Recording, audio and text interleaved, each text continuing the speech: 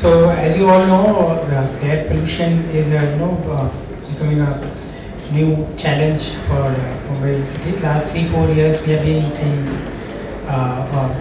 deterioration of air quality due to various reasons. So today we'll try to understand what mitigations can be implemented at various construction sites. So now I would like to invite Mr. Keval Valambia from NIMCHI, CEO, to start with a welcome address. Yeah.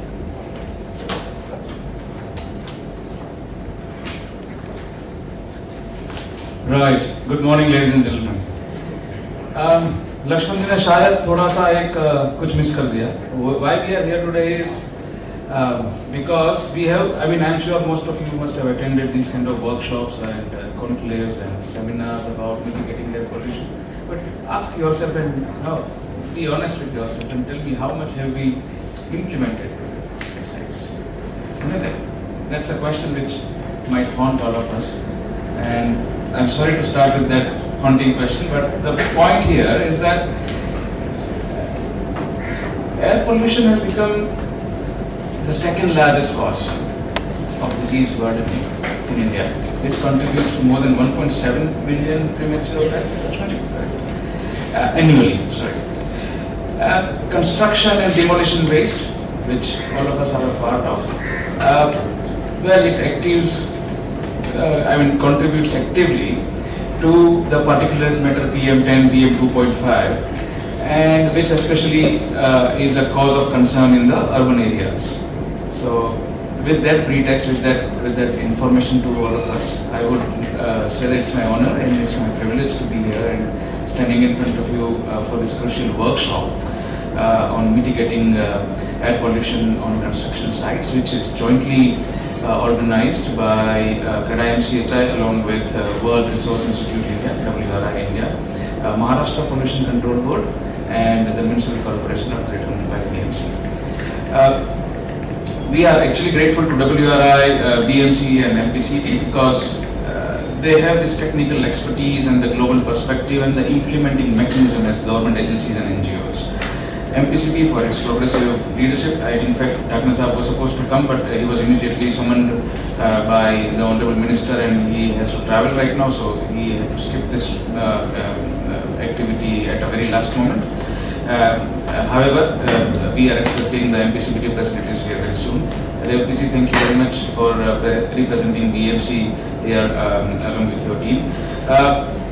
And all I want to say here is that, we have got range of studies which Lakshman ji will also appraise to you, and we have some documents as well to share with you that which indicates that construction dust alone accounts for 25 to 30% of the urban PM10 emissions in metro cities like Mumbai.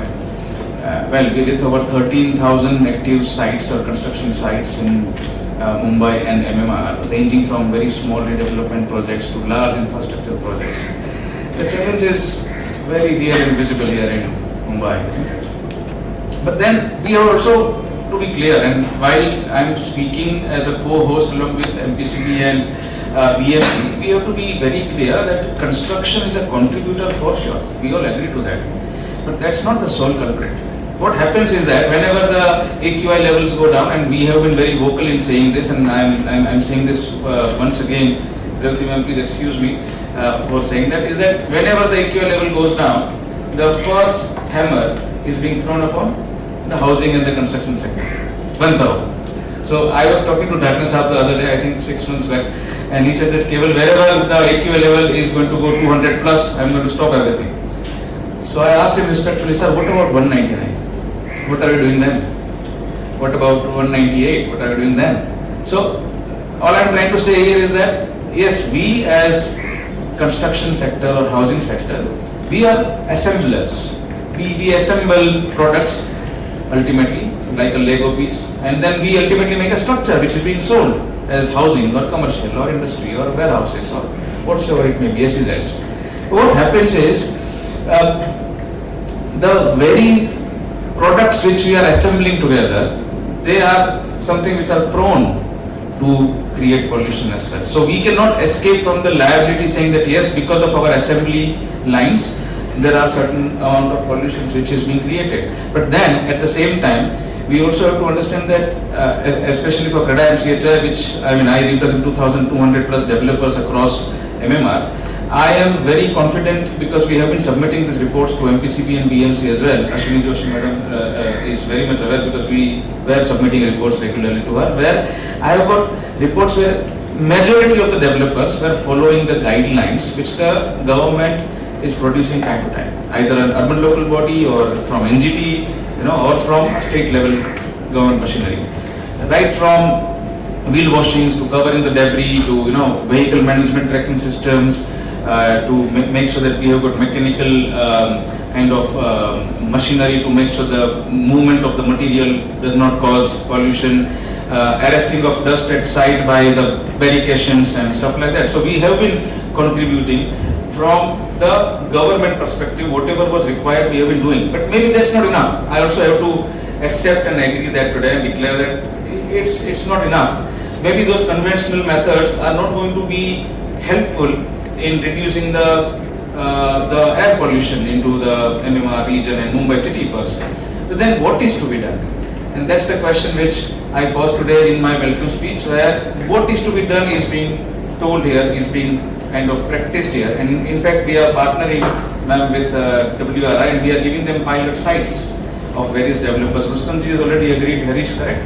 And few other developers who have already come forward and given their sites to do a pilot study along with WRI, so that we can go there, we can train right from the laborers to the project managers, engineers, supervisors, and that entire thing is a bottom down approach which will again go until the promoter, where the promoter or the developer himself or the entrepreneur himself will be taught at what is to be done at his level in order to mitigate this particular thing. Why? Because it's the same air which we breathe, isn't it?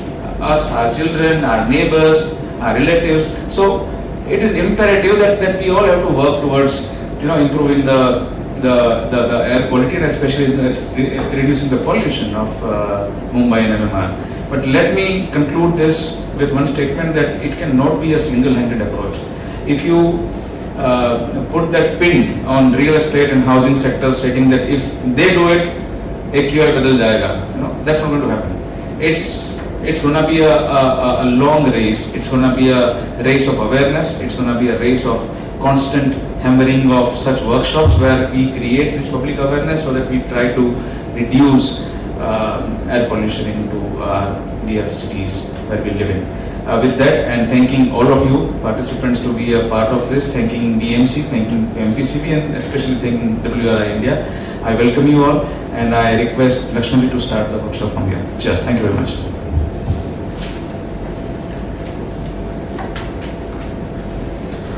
Thank you, Kevalji, for such a inspiring start and highlighting the importance of air quality while continuing the construction activity at the sites.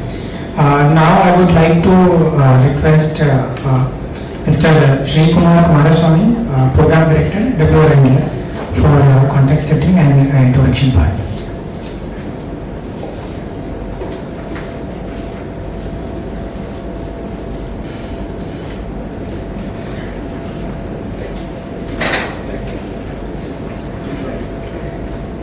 Great. Thanks Kevalji for providing this. Can you hear it?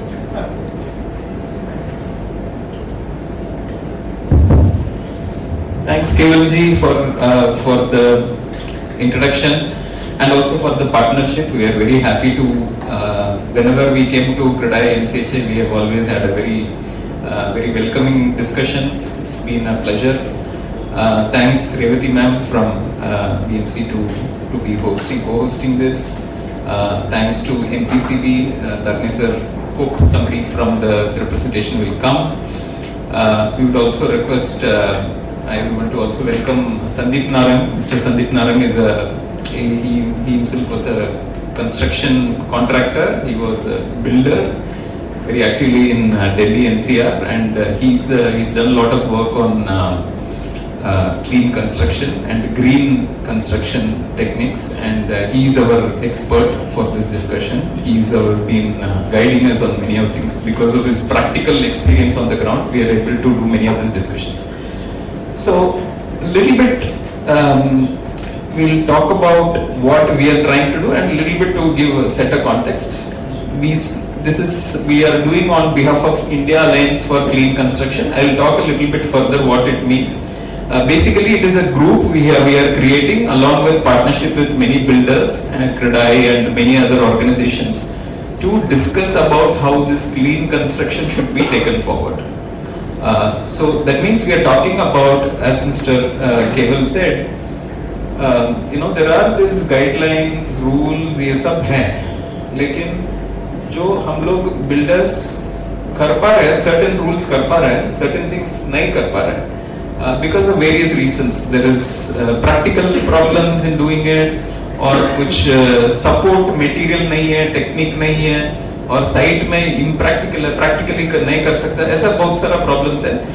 Certain problem भी है कि हमारे पास technology नहीं है, certain type of material और technology tools equipment वो भी नहीं है, वो भी एक problem है.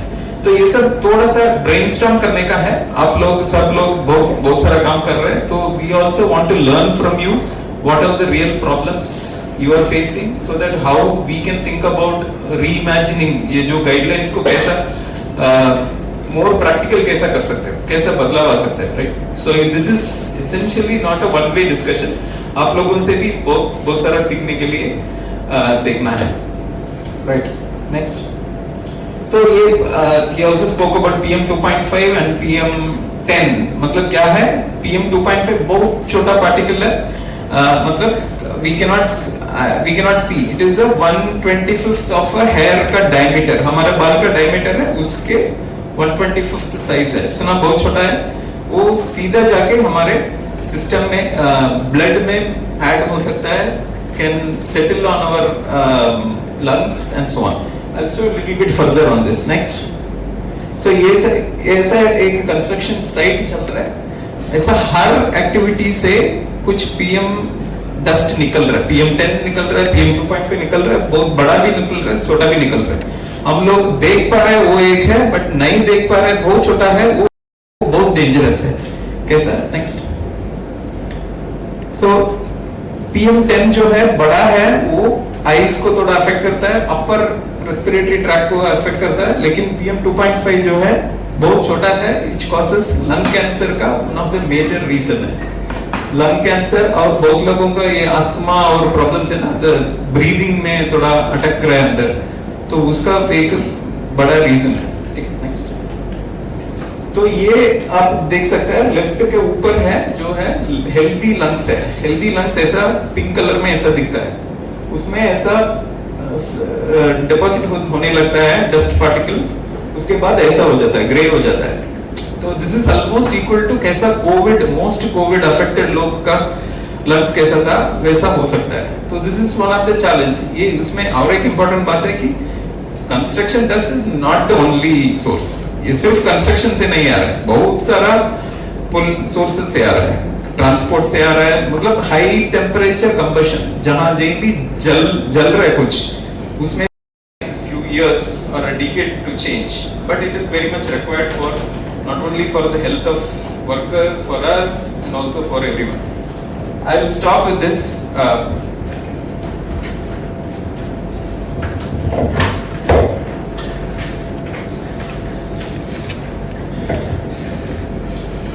Thank you, Shri, for this insightful context setting and introduction. Now, I would like to invite Revati ma'am from EMC to talk about this. Thank you.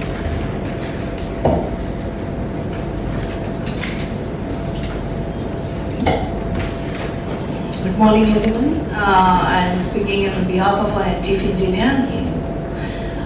He couldn't come at the last moment, his plans were changed. So I first want to thank CREDAI CHI for taking this initiative, because any change which happens from the inside is a sustainable change. Nothing can much happen if it is forced on you. So taking these steps is one of the major step I can say. The discussion would be more timelier as Mumbai continues to grow with economic, cultural hub. Then ensuring the clean air and public health is a major concern. With almost 10,000 plus sites going on in Mumbai and with the density of population here, the dust becomes a major problem. Maybe you can say with the construction site and other activities also, but it is a major problem which causes a major problem, and we have to accept it and go ahead with the corrective measures for that. So a lot of clusters in Mumbai are 30-50 years and even older than that, and Mumbai is going through a phase of cluster developments. This adds to the dust concentration and its effects on the immediate surrounding as well as other parts of the city due to the wind and greater heights. And in such a scenario, it is of utmost importance that the construction sites adopt clean construction practices to reduce construction dust and health issues prone by dust to the on-site teams, residents and the passerbys. As Mumbai, we received several complaints from the nearby residents about the increase in dust, increase in noise pollution because of the construction activities going nearby. We are attending to that. I think you people are also taking enough measures, but still a lot more has to be done. So this gives an opportunity for all of us present here to be flag bearers and build a best practice of India towards clean construction practices together, such as it happens in Japan and Singapore. I think if this is implemented in Mumbai, then it will be I think we'll become leaders in Mumbai for the whole of the country to look at. We'll set an example that yes, this can be achieved. If this is achieved in Mumbai, then definitely it's achievable anywhere in the country. So I think it is a responsibility of Mumbai to adopt these clean practices. And we have issued guidelines which most of you are following. But I think a lot more needs to be done in these steps to be taken for this. So, and I think we are not only targeting construction activities, be rest assured about that. We don't have any particular this against you people. We are doing efforts on other this also. You must have read about the bakery, this we have taken steps on that.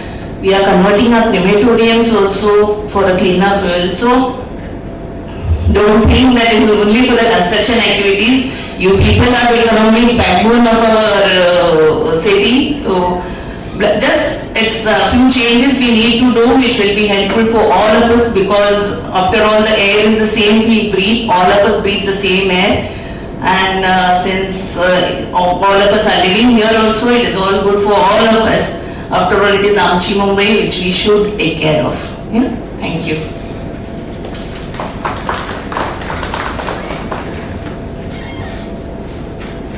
Thank you, ma'am, for such a wonderful speech. Now we will break for tea break, so 10-15 minutes, and then we will be back for our technical sessions, basically the training and group activities. Thank you.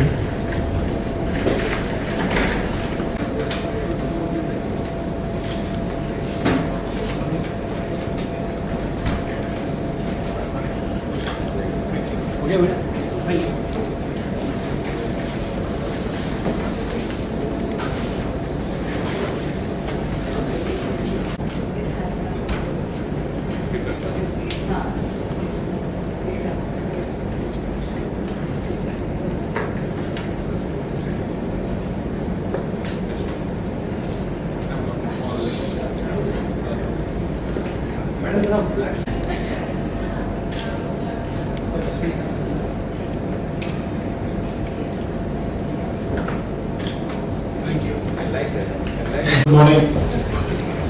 My name is Sandeep Nara. And I was going through the list outside where you have signed your names and attendance. So I saw quite a few engineers. How many of are from civil engineering? Yes. and for few safety officers also looking for this work. All come from the construction company. I understand some construction field से आए होंगे. तो जैसे अभी hotel पे खाना खाने जाते हैं ना, तो यूजुअली अगर इडली डोसा खाना हो तो chef is from southern India. अभी एयर कंस्ट्रक्शन एंड पोल्यूशन के ऊपर अगर कोई डिस्कशन होना है तो engineer has to come from Delhi. So I am Sandeep Rao from Delhi, and 37 years I have passed out after my college. In first 30 years, I worked like you for real estate in Delhi. And when I was working in the real estate in Delhi, then came the question of then green building certification started to come in, and there was 5% extra FAR because of the green building certifications. So no doubt, as real estate के लिए FAR is the our bread and butter. तो हम सब लोग green buildings बनाने लगे. And when we are doing those green buildings, so I was from the production side. जैसे आप लोग सब production side से belong करते हैं. So there was this question going on. A green building or a project goes through 3 phases, right? First is the design phase, जब वो project design होता है. Second is the construction phase, and third is the performance phase of when we hand over the project to the end user. Whatever जो हमने design किया होता है या जो डिजाइन इंटेंट होता है डिजाइनर्स का, वो एफिशिएंसीज परफॉर्मेंस स्टेज पे मीट की जाती हैं या हो पाती हैं. That's another question. But design phase and performance phase somehow get green. And what happens during the production phase? How green are we? How sustainable are we? How do we understand sustainability in construction?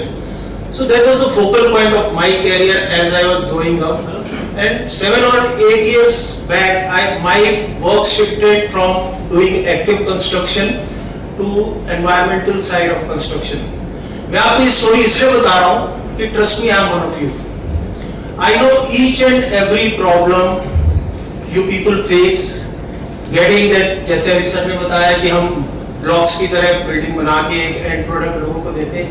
मेरा PPT लगाना ना, तो हम जैसे देते हैं, तो I'm talking to you like an environmentalist, but I am a civil engineer by heart, and civil engineer by all my experience, or a civil engineer who belongs to that construction phase. So I will try to relate. And I will try to explain you what these people want. What Maharashtra Pollution Control Board को क्या चाहिए, Gujarat Pollution BMC को क्या चाहिए, और हमारा national cleaner programme में क्या चाहिए. मैं आप इन सब चीजों के बारे में आपको बहुत ही आसान तरीके से बताऊंगा. And trust me, civil engineers इस बात से एग्री करेंगे. हमारे लिए जो मुश्किल चीज है ना, हमारे toughest part is to get RMC, M55 grade और M50. कितना M50 55 grades करते होंगे सर हम लोग यहाँ मल्टी स्टोरी में, कौन सा, राइट ना? तो M50 का क्यूब पास करना हमारे लिए सबसे बड़ा सिरदर्दी है, राइट और wrong? That's a bigger thing. And what the discussion over here is very simple, very simple. इसको full करना है. Everybody can see this, right?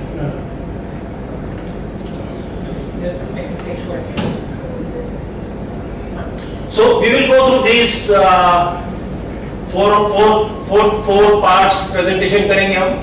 I will talk about sustainable construction practices जो मैंने भी आपको बताया.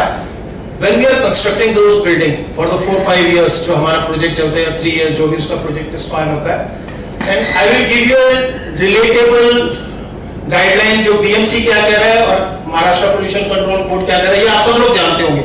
और प्रोजेक्ट्स में कितना आसानी से इस चीजों को हम लोग इम्प्लीमेंट कर पाते हैं. And way forward, what should we do?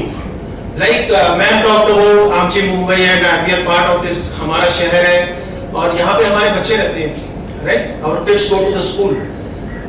और जब एयर पोल्यूशन की बात आती है, जैसे श्री ने बताया, it affects, no doubt it affects. So और उसको हम क्या कर सकते हैं? What should be our role as responsible engineers of Mumbai real estate? So हम इसके बारे में डिस्कशन करेंगे. अभी आज का सुबह मैंने ये फोटोग्राफ्स किए. आप लोग देखते हैं AQI देखते हैं, किससे देखते हैं आप लोग? Air quality index. How do you see? आप लोग ना एक ऐप डाउनलोड करेंगे, SAMER, समीर ऐप है, CPCB का ऐप है, ये उसका फोटोग्राफ्स है। तो आज का जो मुंबई का AQI है बहुत ही अच्छा था, अराउंड 30 और था, और AQI 53 है मुंबई का है AQI। जो नियरेस्ट है नेवी नगर कोलाबा, AQI 30 यहाँ का, वेरी क्लीन एयर। जब हम आज बात कर रहे हैं इस एयर पोल्यूशन इन कंस्ट्रक्शन की, it's one of the cleanest air days. इससे भी अच्छे दिन आएंगे अभी आपको बॉम्बे में when the monsoon comes, so it's a very clean air days. But again this is again a responsibility. हम I was called to Raipur के जो स्मार्ट सिटी रायपुर के जो म्युनिसिपल कमिश्नर होते हैं, वो स्मार्ट सिटी रायपुर के CEO होते हैं। तो उन्होंने मुझे एक बार बुलाया for this all this discussion. तो मैंने उनसे पूछा कि मैंने सर आपकी रायपुर की तो हवा साफ है, I don't want Raipur to become another Delhi. nobody wants Mumbai to become another Delhi. We are facing those problems. साल में 3-4 महीने ऐसे आ रहे हैं जब आपकी कंस्ट्रक्शन भी रोकी जा रही है और AQI 200 से ऊपर या 250 से ऊपर जा रहा है, in spite of being the coastal city, जहाँ पे आपको विंड स्पीड बहुत अच्छी है। अभी आपने एक बार लास्ट स्लाइड में जाना, तो अभी आपने देखा होगा AQI, एयर क्वालिटी इंडेक्स। अभी हम लोग ना, अभी थोड़ी देर पहले भी यहाँ पे डिस्कशन हुआ, we use a word construction dust. Civil engineering में CND 2016 कंस्ट्रक्शन एंड डिमोलिशन जो 2016 है, हम लोग उसके बारे में पढ़ते थे। तो हमारे को एज ए सिविल इंजीनियर और एज ए कंस्ट्रक्शन प्रोफेशनल्स, हमारे को ये नैरेटिव हमको चेंज करना है। It's up to us. We should be giving a very clear narrative to urban local bodies और एनफोर्समेंट अथॉरिटीज कि आप लोग वो क्या करते हैं, AQI में जब अपॉर्चुनिटी स्टडी करते होंगे थे, automobile emissions, industrial emissions, right, वो वर्ड यूज करते हैं कंस्ट्रक्शन एमिशंस, हम वर्ड यूज करते हैं construction dust. So it's not story of dust anymore. It's the emissions coming from the construction project. और वो emissions क्या है, आपका काम कब बंद होता है जब AQI ऊपर जाता है। AQI में क्या क्या है? AQI में है PM 2.5, PM 10, SOx, इसमें NOx नहीं आ रहा, carbon monoxide and ozone eight ground level. ये 6 पैरामीटर्स के ऊपर हमारा AQI डिपेंड करता है। तो कंस्ट्रक्शन एमिशंस में हम यूजुअली PM 2.5 और PM 10 है जो साइड पे आता है। अब PM 2.5, PM 10, again our hair is PM 70। तो PM 2.5, PM 10 आंखों को नजर नहीं आ रहा, तो साइड पे जो धूल उड़ती नजर आ रही है और जो बैठ जाती है, may be bigger particulate matter sizes, that's not our problem. Our problem is our emissions. जो हम कंस्ट्रक्शन का जब प्रोजेक्ट कर रहे हैं, उससे जो हमारा एमिशंस आ रहा है, और हमारा जो कंस्ट्रक्शन बाउंड्री है, हमारा प्लॉट बाउंड्री और कंस्ट्रक्शन बाउंड्री जहां बैरिकेडिंग करते, हमारा उस बाउंड्री को क्रॉस करके अगर बाहर जा रहा है, तो that's our problem. So mission is to mitigate construction emissions within the project boundaries. That's what urban local bodies demand for us, कि आपके यहाँ का जो भी एमिशंस है वो बाहर नहीं आना चाहिए। और जो गाइडलाइंस है वो सब उसी के ही अराउंड बना हुआ है, वेरी सिंपल गाइडलाइंस। मैंने जैसे आपको बताया कि क्यूब टेस्ट पास करना मुश्किल है, बाकी गाइडलाइंस हम लोगों को करना मुश्किल है, पर इन गाइडलाइंस को करना, the important thing is to understand. We usually when we are doing civil engineering, अभी पहले क्या होता है, कॉस्ट क्वालिटी और टाइम का पैरामीटर्स को लेके एक सिविल इंजीनियरिंग की टीम बात करती है, हम एनवायरमेंटल पैरामीटर्स पे बहुत कम बात करते हैं। हालांकि कॉन्ट्रैक्ट में EHS होता है, एनवायरमेंटल हेल्थ एंड सेफ्टी होता है, but environmental parameters are top a very less. Now what has happened is कि एनवायरमेंटल पैरामीटर्स पे जब काम बंद होता है, तो 15 दिन काम बंद हुआ तो कॉस्ट बढ़ेगा, टाइम बढ़ेगा, तो हमारे को कॉस्ट और टाइम को अफेक्ट करने लगा है। We have to understand the environmental parameters as environmentalist are telling us. So हम PM 2.5, PM 10 की बात करेंगे, नैरेटिव को चेंज करेंगे, प्रोजेक्ट के ऊपर हम कंस्ट्रक्शन एमिशंस की ओर ध्यान देंगे। SOx होता है, होता जैसे आप प्रगति मैदान में बहुत वेल्डिंग हो रहा था या लोहे का बहुत काम हो रहा था, huge welding work is happening, then there might be SOx and NOx। आप अगर मॉनिटरिंग कर रहे हैं तो उसमें आपको नजर आएगा, नहीं तो कोई प्रोजेक्ट साइट के ऊपर SOx और NOx का नजर नहीं आता।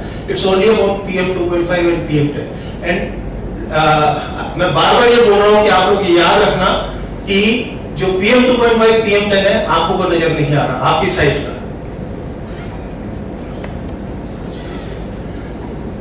देन अगेन हम लोग की साइड पे अगर कुछ गलती हो जाता है, रूट कॉज एनालिसिस करते हैं ना हम लोग, प्रोजेक्ट मैनेजमेंट का पार्ट होता है कि ये शटरिंग डिले हुआ या रूफ स्लैब डिले हुआ, तो let's do the root cause analysis. तो this is a slide I am showing you, this is the first day of GRAP being enforced in Delhi. और एक साइड पे एनवायरमेंट मिनिस्टर जाते हैं, वहां पे देखते हैं सब कुछ है, फॉगिंग मशीन है, टर्पलिन हरा कपड़ा डला हुआ है, पर वहां पे हरा कपड़ा फटा हुआ है, फॉगिंग मशीन में पानी नहीं है, तो ही fines 5 lakh rupees to that site. No, it's not about the 5 lakh rupees that was penalized to the site. The problem was the construction site belonged to L&T. L&T is number one construction company. Now we are the people who are working for clean construction and training of people. I do train L&T also, NBCC also, CPWD. मैं private builders को करता हूँ, उनके साथ भी काम करता हूँ। Now अगर L&T पे फाइन लग रहा है, what about us? So as we go through next 25-30 minutes मैं आपसे बात करूंगा, at the end of the day या 25-30 minutes we'll do the root cause analysis.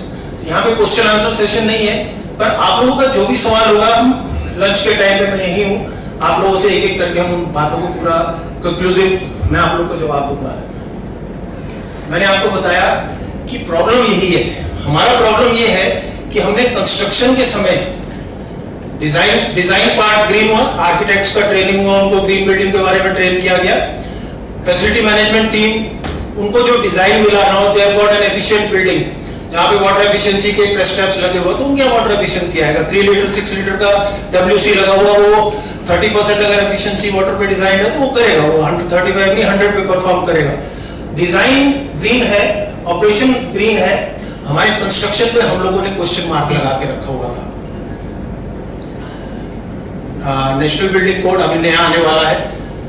National building code talks about all this 4 matters: air quality monitoring, water quality monitoring, noise monitoring, ये ma'am ने भी बात किया अभी नॉइस के ऊपर, and soil quality monitoring. आज का जो डिस्कशन है it's about air quality monitoring. अगर आप लोगों में से कोई वाटर और नॉइस के बारे में बात करना चाहता है तो I am ready to talk about that also after this program is over. अभी इसके बारे में Shri also told about this. Why construction emission? See, I have taken out the word construction dust in the book. अब हम लोग आप लोग भी अपने नैरेटिव में ना कंस्ट्रक्शन एमिशंस की बात करिए। बाकी लोगों ने यही किया, ऑटोमोबाइल इंडस्ट्री ने क्या किया, अपना ऑटोमोबाइल एमिशन के लिए फ्यूल इंप्रूव किया, इंजन इंप्रूव किए, जो उनका टेलगेट एमिशंस था इंप्रूव हुआ। इंडस्ट्रियल एमिशंस के लिए भी यही किया। हमारा कंस्ट्रक्शन जो है it's not a close construction जहां हम किसी फैक्ट्री के अंदर बिल्डिंग बना रहे हैं, हम ओपन एयर में बिल्डिंग बना रहे हैं। और हम कंस्ट्रक्शन एमिशंस के लिए नैरेटिव नहीं ला पाए for last so many years. That's the reason, जैसे अभी हमारे सर ने भी कहा, मैम ने भी ये बात कहा कि क्यों कंस्ट्रक्शन को बैन कर देते हैं, बाकी सब लोग भी तो एमिशन दे रहे हैं, हमको क्यों बैन कर देते? बिकॉज हम लोग वो नैरेटिव नहीं दे पा रहे थे कि okay we are doing good work, and this narrative is as simple with very few cost being involve. बहुत कम पैसा खर्च होता है एक प्रोजेक्ट के ऊपर। मैं आपके साथ इस बारे में भी बात करूंगा एज आई फिनिश कि अगर एक प्रोजेक्ट है हमारा, उस पर खर्चा कितना है अगर हम इनकी सारी चीजें करते हैं तो। जो ये कह रहे हैं आप देखेंगे कि कुछ भी नहीं है। अगर एक 1 एकड़ की साइट है तो मैं 1 लाख रुपए में सारी चीजें जो ये कह रहे हैं वो करने के बाद, वो तो आप कर ही रहे, बैरिकेडिंग कर रहे हैं, बाकी चीजें हो ही रही हैं, जो और करे और कुछ काम करना तो 1 लाख रुपया खर्चा है। Expense is nothing. Common causes of construction emissions, अभी जितना स्टडीज है उसमें 2 या 3 मेन पॉइंट्स हैं which come up as the emission generators. एक है अनकवर्ड स्टॉक पाइल्स, जो स्टॉक पाइल्स अनकवर्ड रहता है, और बैचिंग प्लांट के ऊपर भी हमारे बिन्स अगर ओपन बिन्स है उस पे जो अनकवर्ड स्टॉक पाइल्स होता है वो एमिशंस देते हैं। एक है व्हीकलर मूवमेंट, प्रोजेक्ट साइट के अंदर जब व्हीकल मूव करता है, बड़े प्रोजेक्ट्स में होता है, छोटे प्लॉट में तो जाता ही कहाँ गाड़ी हो तो बाहर ही खड़ा हो जाता है, और यूजुअली नॉन टावर से आप सारा बना लेते तो कच्चा एरिया होता है। बाकी कंस्ट्रक्शन एक्टिविटीज है, कुछ साइट प्रिपरेशन एक्टिविटीज है, हम एक्सकवेट करते हैं, ड्रेसिंग करते हैं, उस समय एमिशंस होते हैं, और demolition activities. Demolition happens in retrofit buildings. जो हमारी ग्रीनफील्ड बिल्डिंग्स है, जो हम नया प्रोजेक्ट करते हैं उसमें तो हमको जमीन मिलता है, जमीन को एक्सकवेट किया हमने, नीचे से ऊपर तक कंस्ट्रक्शन करते हैं। And this will help us a lot. Builder को if you are doing clean construction practices और if you are not emitting, हम लोग नहीं दिखा रहे हैं एमिशंस, हमारा रेपुटेशन है, better working relationship with clients and community है, वर्कर्स के लिए रिड्यूस्ड हेल्थ रिस्क है, neighbours are happy, environment, reduction in air pollution, reduction in water pollution और फ्लोरा एंड फौना को भी हेल्प करता है if you are controlling the emissions at our site.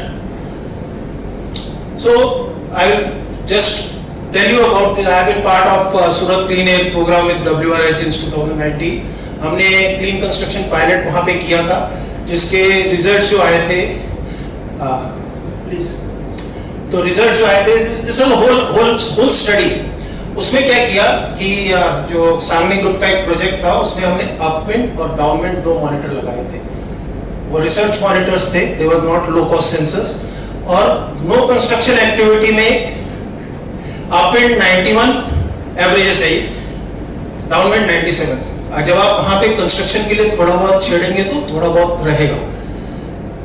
और अगर हम अपविंड और डाउनविंड में जब कंस्ट्रक्शन एक्टिविटीज की and there was nothing happening, ऐसे ही खुला कर रहे थे, 31% इंक्रीज दिखा रहा था। 70% मतलब upwind clean construction, when we are following all the guidelines as prescribed by the pollution control board और the local urban body, it came down. So ये जो छोटी छोटी चीजें जो मैं अभी आपको इसके बाद दिखाऊंगा, they do matter, they do matter, और ये this has been certified by the research what we have done, and we shared this with Pan India। हमने CPCB के साथ शेयर किया है सारा project, and then these guidelines what you will be seeing here, Bombay में 2 है, बॉम्बे में BMC का अलग है, BMC का अलग नहीं है, BMC का भी है, महाराष्ट्र पोल्यूशन कंट्रोल बोर्ड का भी है। और वो गाइडलाइंस अगर आप देखेंगे ना तो वो सीता गीता फिल्म की तरह दोनों बिल्कुल एक जैसा ट्विंस है, there is very little difference, I will show you that also। So they are all identical, and trust me, they are identical to what guidelines are there in Delhi। Emissions जो है 2 चीज पे dependent है जब आप project करते हैं। एक है सॉइल टाइप, कि आपका मिट्टी कैसा है जिसके साथ आप काम कर रहे हैं। Delhi is in a big disadvantage। Delhi is alluvial soil, जो नदी ऐसे घूम घूम के बनता है, तो lots of fine particles are there। तो हम दिल्ली में कंस्ट्रक्शन करते हैं ना, immediately emissions they tend up and stay।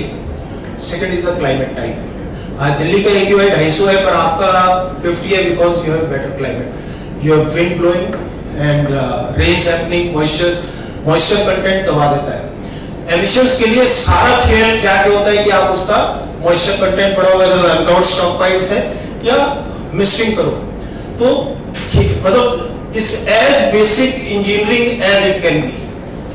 आपने अपना soil type देखना है, क्लाइमेट, वही एक्सकवेशन अगर हम दिल्ली में मार्च में एक्सकवेट करते हैं तो हमारे को दिक्कत है समर्स में, और वही हम जुलाई अगस्त में जब हमारे वहां मॉनसून होता है एक्सकवेट करते हैं तो हमारे को वही same activity is not producing emissions. Again emissions जो है वो एक्टिविटी बेस्ड है, और बीएमसी ने बहुत अच्छा एक पॉइंट लिखा है, वो भी मैं आपको दिखाऊंगा एज वी गो अहेड।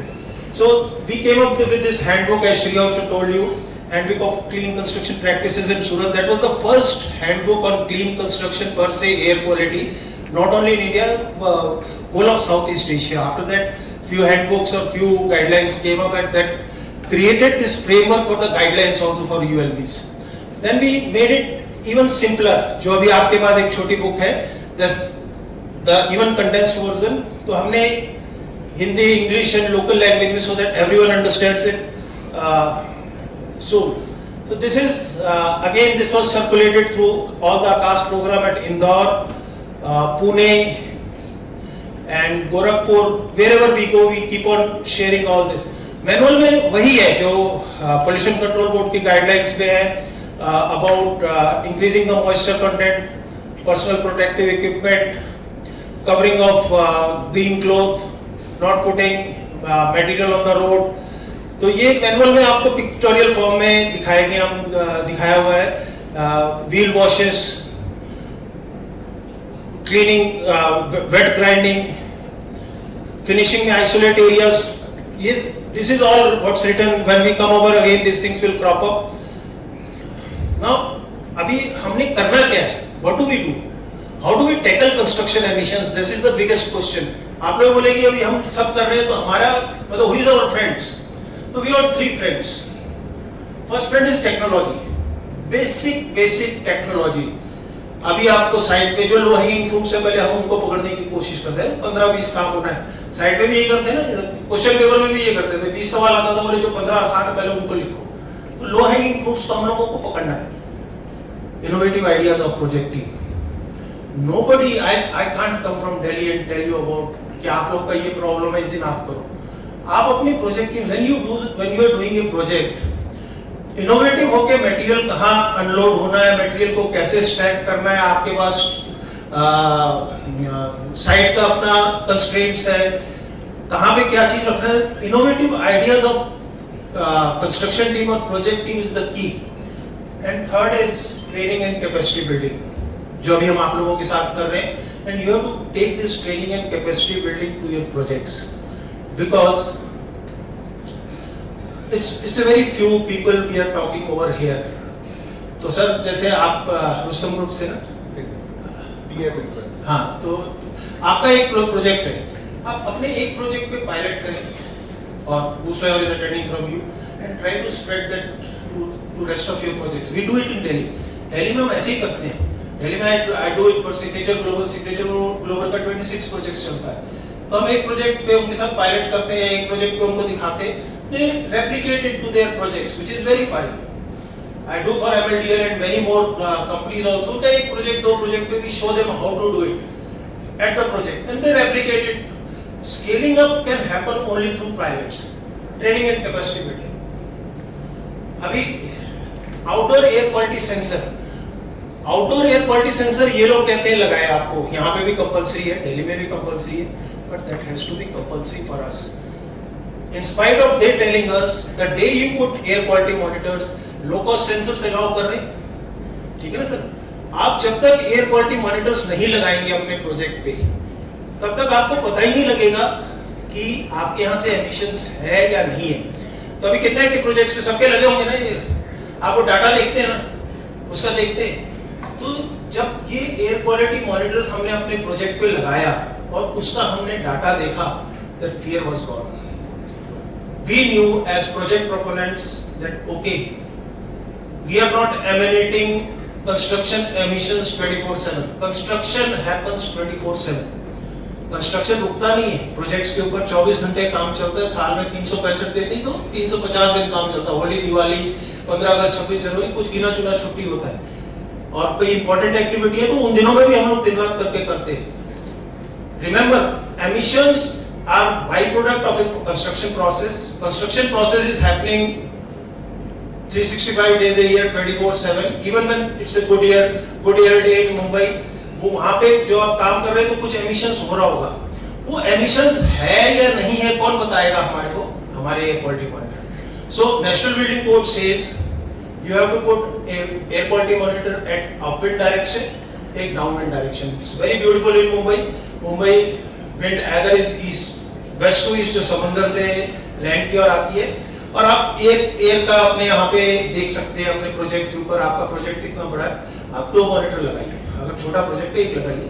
अगर आपका 200 स्क्वायर मीटर, 500 स्क्वायर मीटर का, अगर बड़ा है 1000-2000 स्क्वायर मीटर का, 2 लगाइए. Again Shri told you that there is a gap. How many monitors to be placed पर से प्रोजेक्ट साइट? ये अपना 25 एकड़ का प्रोजेक्ट है, 125 एकड़ का, तो कितना मॉनिटर लगना चाहिए? Monitoring protocol. We are working on monitoring protocol at WRI and we'll be helping urban local bodies to come up with a monitoring protocol which should reflect the rightful emissions coming from the project. अभी एक project है 125 एकड़ का, उसमें किसी कोने में एक बिल्डिंग खड़ा हो रहा है.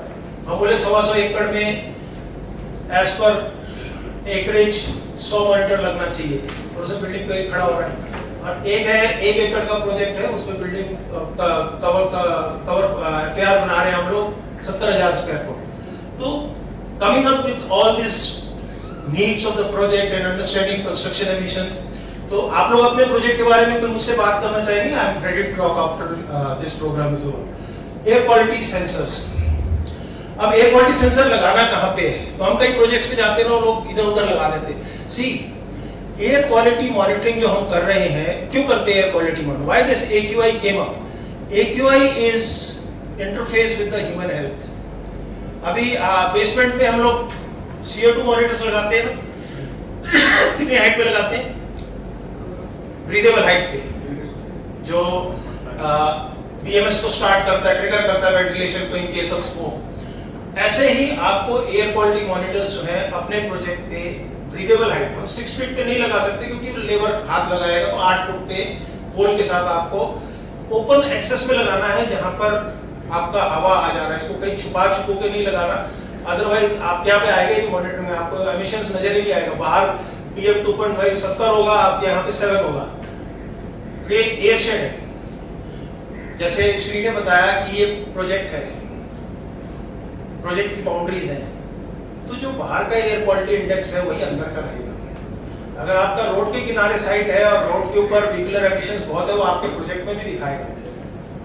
तो वो डाटा का कैसे प्रोजेक्ट करना है, आप डाटा में लिख सकते हैं कि आप अगर if you are maintaining data, I will talk to you, किसी को बात करना है इस बारे में बात कर सकते हैं, आप बाद में मुझसे बात करिएगा. आई विल टेल यू कि अगर आपके डाटा में रोड के किनारे है, मेन रोड के ऊपर है, और मैं सारा दिन आपका काम बंद है, सारा दिन आपके साइट का मॉनिटर दिखा रहा है PM 1080, मुंबई का एवरेज है 40, वो इसलिए दिखा रहा है क्योंकि आपके साइट के ऊपर से जो रोड डस्ट उठ रहा है, रोड दिखा रहा है, वो करेगा catch. So there has to be a reference to the data. अभी एयर क्वालिटी मॉनिटर से जो डाटा आ रहा है उसका क्या करना है, that you have to understand. That is the understanding of the project team, how to depict that data. Now nobody is asking for that data. अभी आपको कह रहे हैं कि आप मॉनिटर लगाएं, मॉनिटर का अपलिंक दे दें, पोल्यूशन कंट्रोल बोर्ड कहता है आप हमें अपलिंक दीजिए, हम आपका डाटा चेक करेंगे. पर वो डाटा को कैसे रखना है, what is the data protocol? हम RMC का डाटा करते हैं ना सर, ट्यूब टेस्टिंग का, 7 डे ट्यूब टेस्ट, इतना स्ट्रेंथ आना चाहिए, 28 डेज अगर फेल हो रहा है तो हमारे को उसका रिबाउंड हैमर करना है या कोर टेस्ट करना है. We know about the data. As a engineer, if some data is getting generated at a project site, what to do with the data? Similarly construction emissions का जो data है उसका क्या इंटरफेस बनना चाहिए clean construction guidelines के साथ?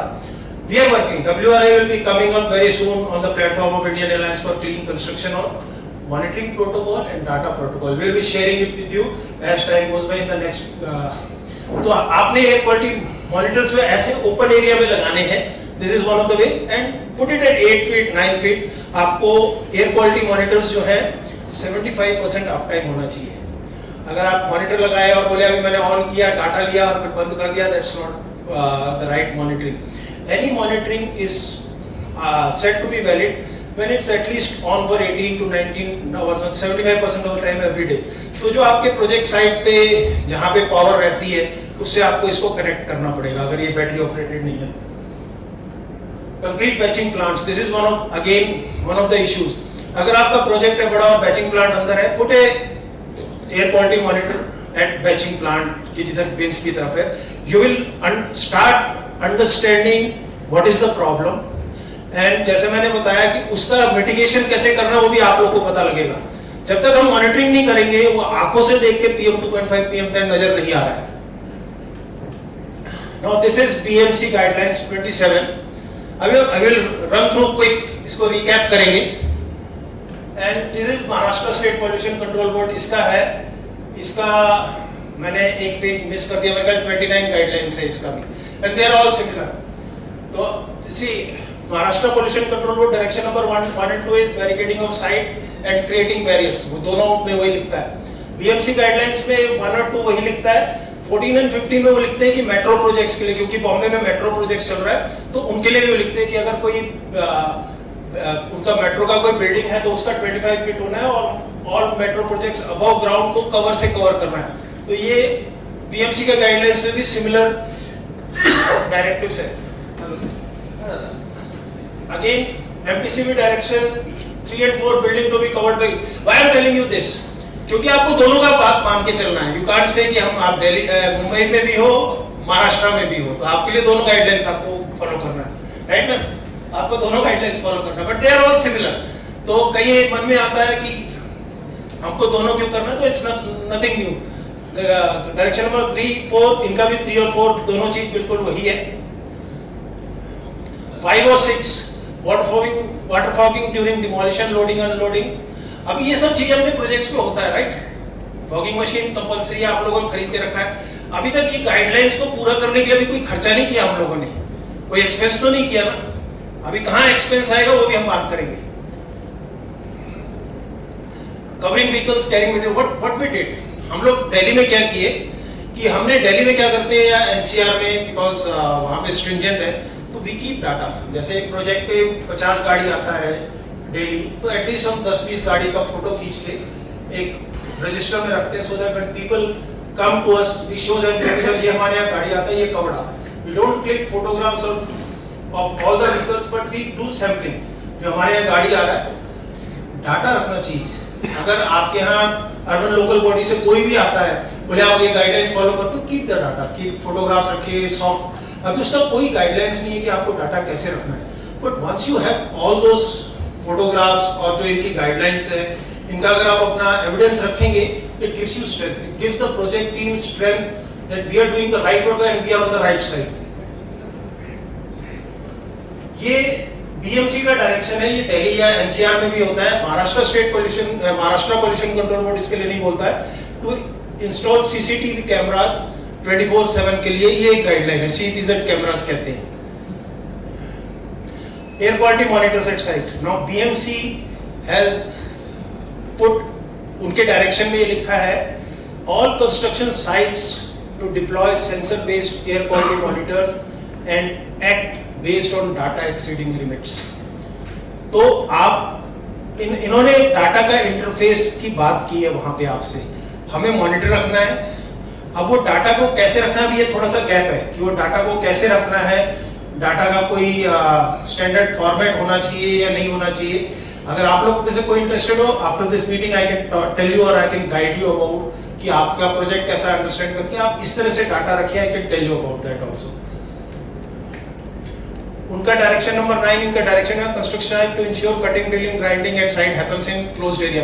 तो यूजुअली ये सब क्लोज्ड एरियाज में ही होता है। ऊपर अपर फ्लोर्स पे जब टाइल लग रहा है, तब तक आप लोगों का विंडोज वगैरह लग चुका होता है। विंडोज नहीं लगाया तो आप उसको ग्रीन क्लॉथ से सिर्फ खिड़की वाला हिस्से को बंद कर सकते हैं। और हम लोग स्टोन ग्रेनाइट बेसमेंट लेवल पे या नॉन टावर पे रखते हैं। अगर वहां पे नहीं है तो what you can do is आप स्कैफोल्डिंग लगा के ऐसे हरा कपड़ा से एनक्लोजर बना लीजिए उस एनक्लोजर का। पर वो भी हम लोग वेट कटिंग करते हैं, मेरे ख्याल से पत्थर और ग्रेनाइट जो भी हम लोग फिनिशिंग में करते हैं वेट कटिंग से ही होता है। बहुत ड्राई कटिंग तो हम लोग, ड्राई कटिंग में ब्लेड ज्यादा खर्चा होता है हमारा। Now see, Maharashtra pollution control board का ये जो गाइडलाइंस है, उसमें ये सारा गाइडलाइंस CND मैनेजमेंट प्लान है 14, 15, 16, 17 में वो अर्बन लोकल बॉडीज को कह रहा है कि आप ये सब काम करिए। 18 and these are not for the construction sites, they have a guidelines, but these guidelines are not, आप उसको अगर पढ़ेंगे ध्यान से तो उसमें कंस्ट्रक्शन टीम से आप लोगों के लिए कोई स्पेसिफिक ऑर्डर नहीं है उसके लिए। BMC के भी डायरेक्शन में 11 है, all CND waste to be sent to designated sites of BMC. Mitigation measures of BMC to be followed by all agencies. Direction of ULB had to check on CND illegal dumping, check for mitigation practices. Team कैसे बनाना है, उन्होंने अपना team कैसे बनाना है, ये उन्होंने अपनी guidelines में लिखा हुआ है। उन्होंने टाइमलाइन दिया था कि जब हम जिस दिन उन्होंने गाइडलाइन दिया था कि आपको विदिन 15 डेज स्प्रिंकलर्स अपनी साइट पे लाना है। Directions for RTO police department, तो these are for not for आप लोगों के लिए नहीं है। ऑल्दो जैसे कि हमारे 27 पॉइंट गाइडलाइंस है, तो अपने मतलब का 15-16 है, जो हमारे को कंस्ट्रक्शन के मतलब का 15-16 है, और वो 15-16 ही आप हमारी उस बुकलेट में देखेंगे तो 15-16 के ऊपर ही हम लोगों ने बात किया है। ये डायरेक्शन नंबर 20 और 12 है, PUC सर्टिफिकेट होना चाहिए। तो हम लोग इस तरह डाटा रखते हैं। दिल्ली में हम क्या करते हैं कि जो कुछ जैसे अपना साइट पे इन्वेंट्री होता है, साइट पे इन्वेंट्री में व्हीकल नंबर होता है कि ये व्हीकल आया, तो अगर 100 व्हीकल आ रहा है, 15-20 व्हीकल का PUC नंबर का फोटो, सॉफ्ट कॉपी या हार्ड कॉपी का फाइल बना के रखते हैं। तो अगर कोई आता है, मैम देखिए हमारे पास ये डाटा है, ये व्हीकल्स आए थे, ये PUC है। हालांकि ये ट्रैफिक पुलिस की जिम्मेवारी है कि बिना PUC का नहीं जाने देते, बट वी डू दैट। सी, आप अपने परचेज ऑर्डर में एक लाइन दे सकते हैं, आप PO देते कि आप जो गाड़ी लेके आएंगे, मटेरियल लेके आएंगे, उसका PUC सर्टिफिकेट होना चाहिए। this is what we can improve as developer or as contractor.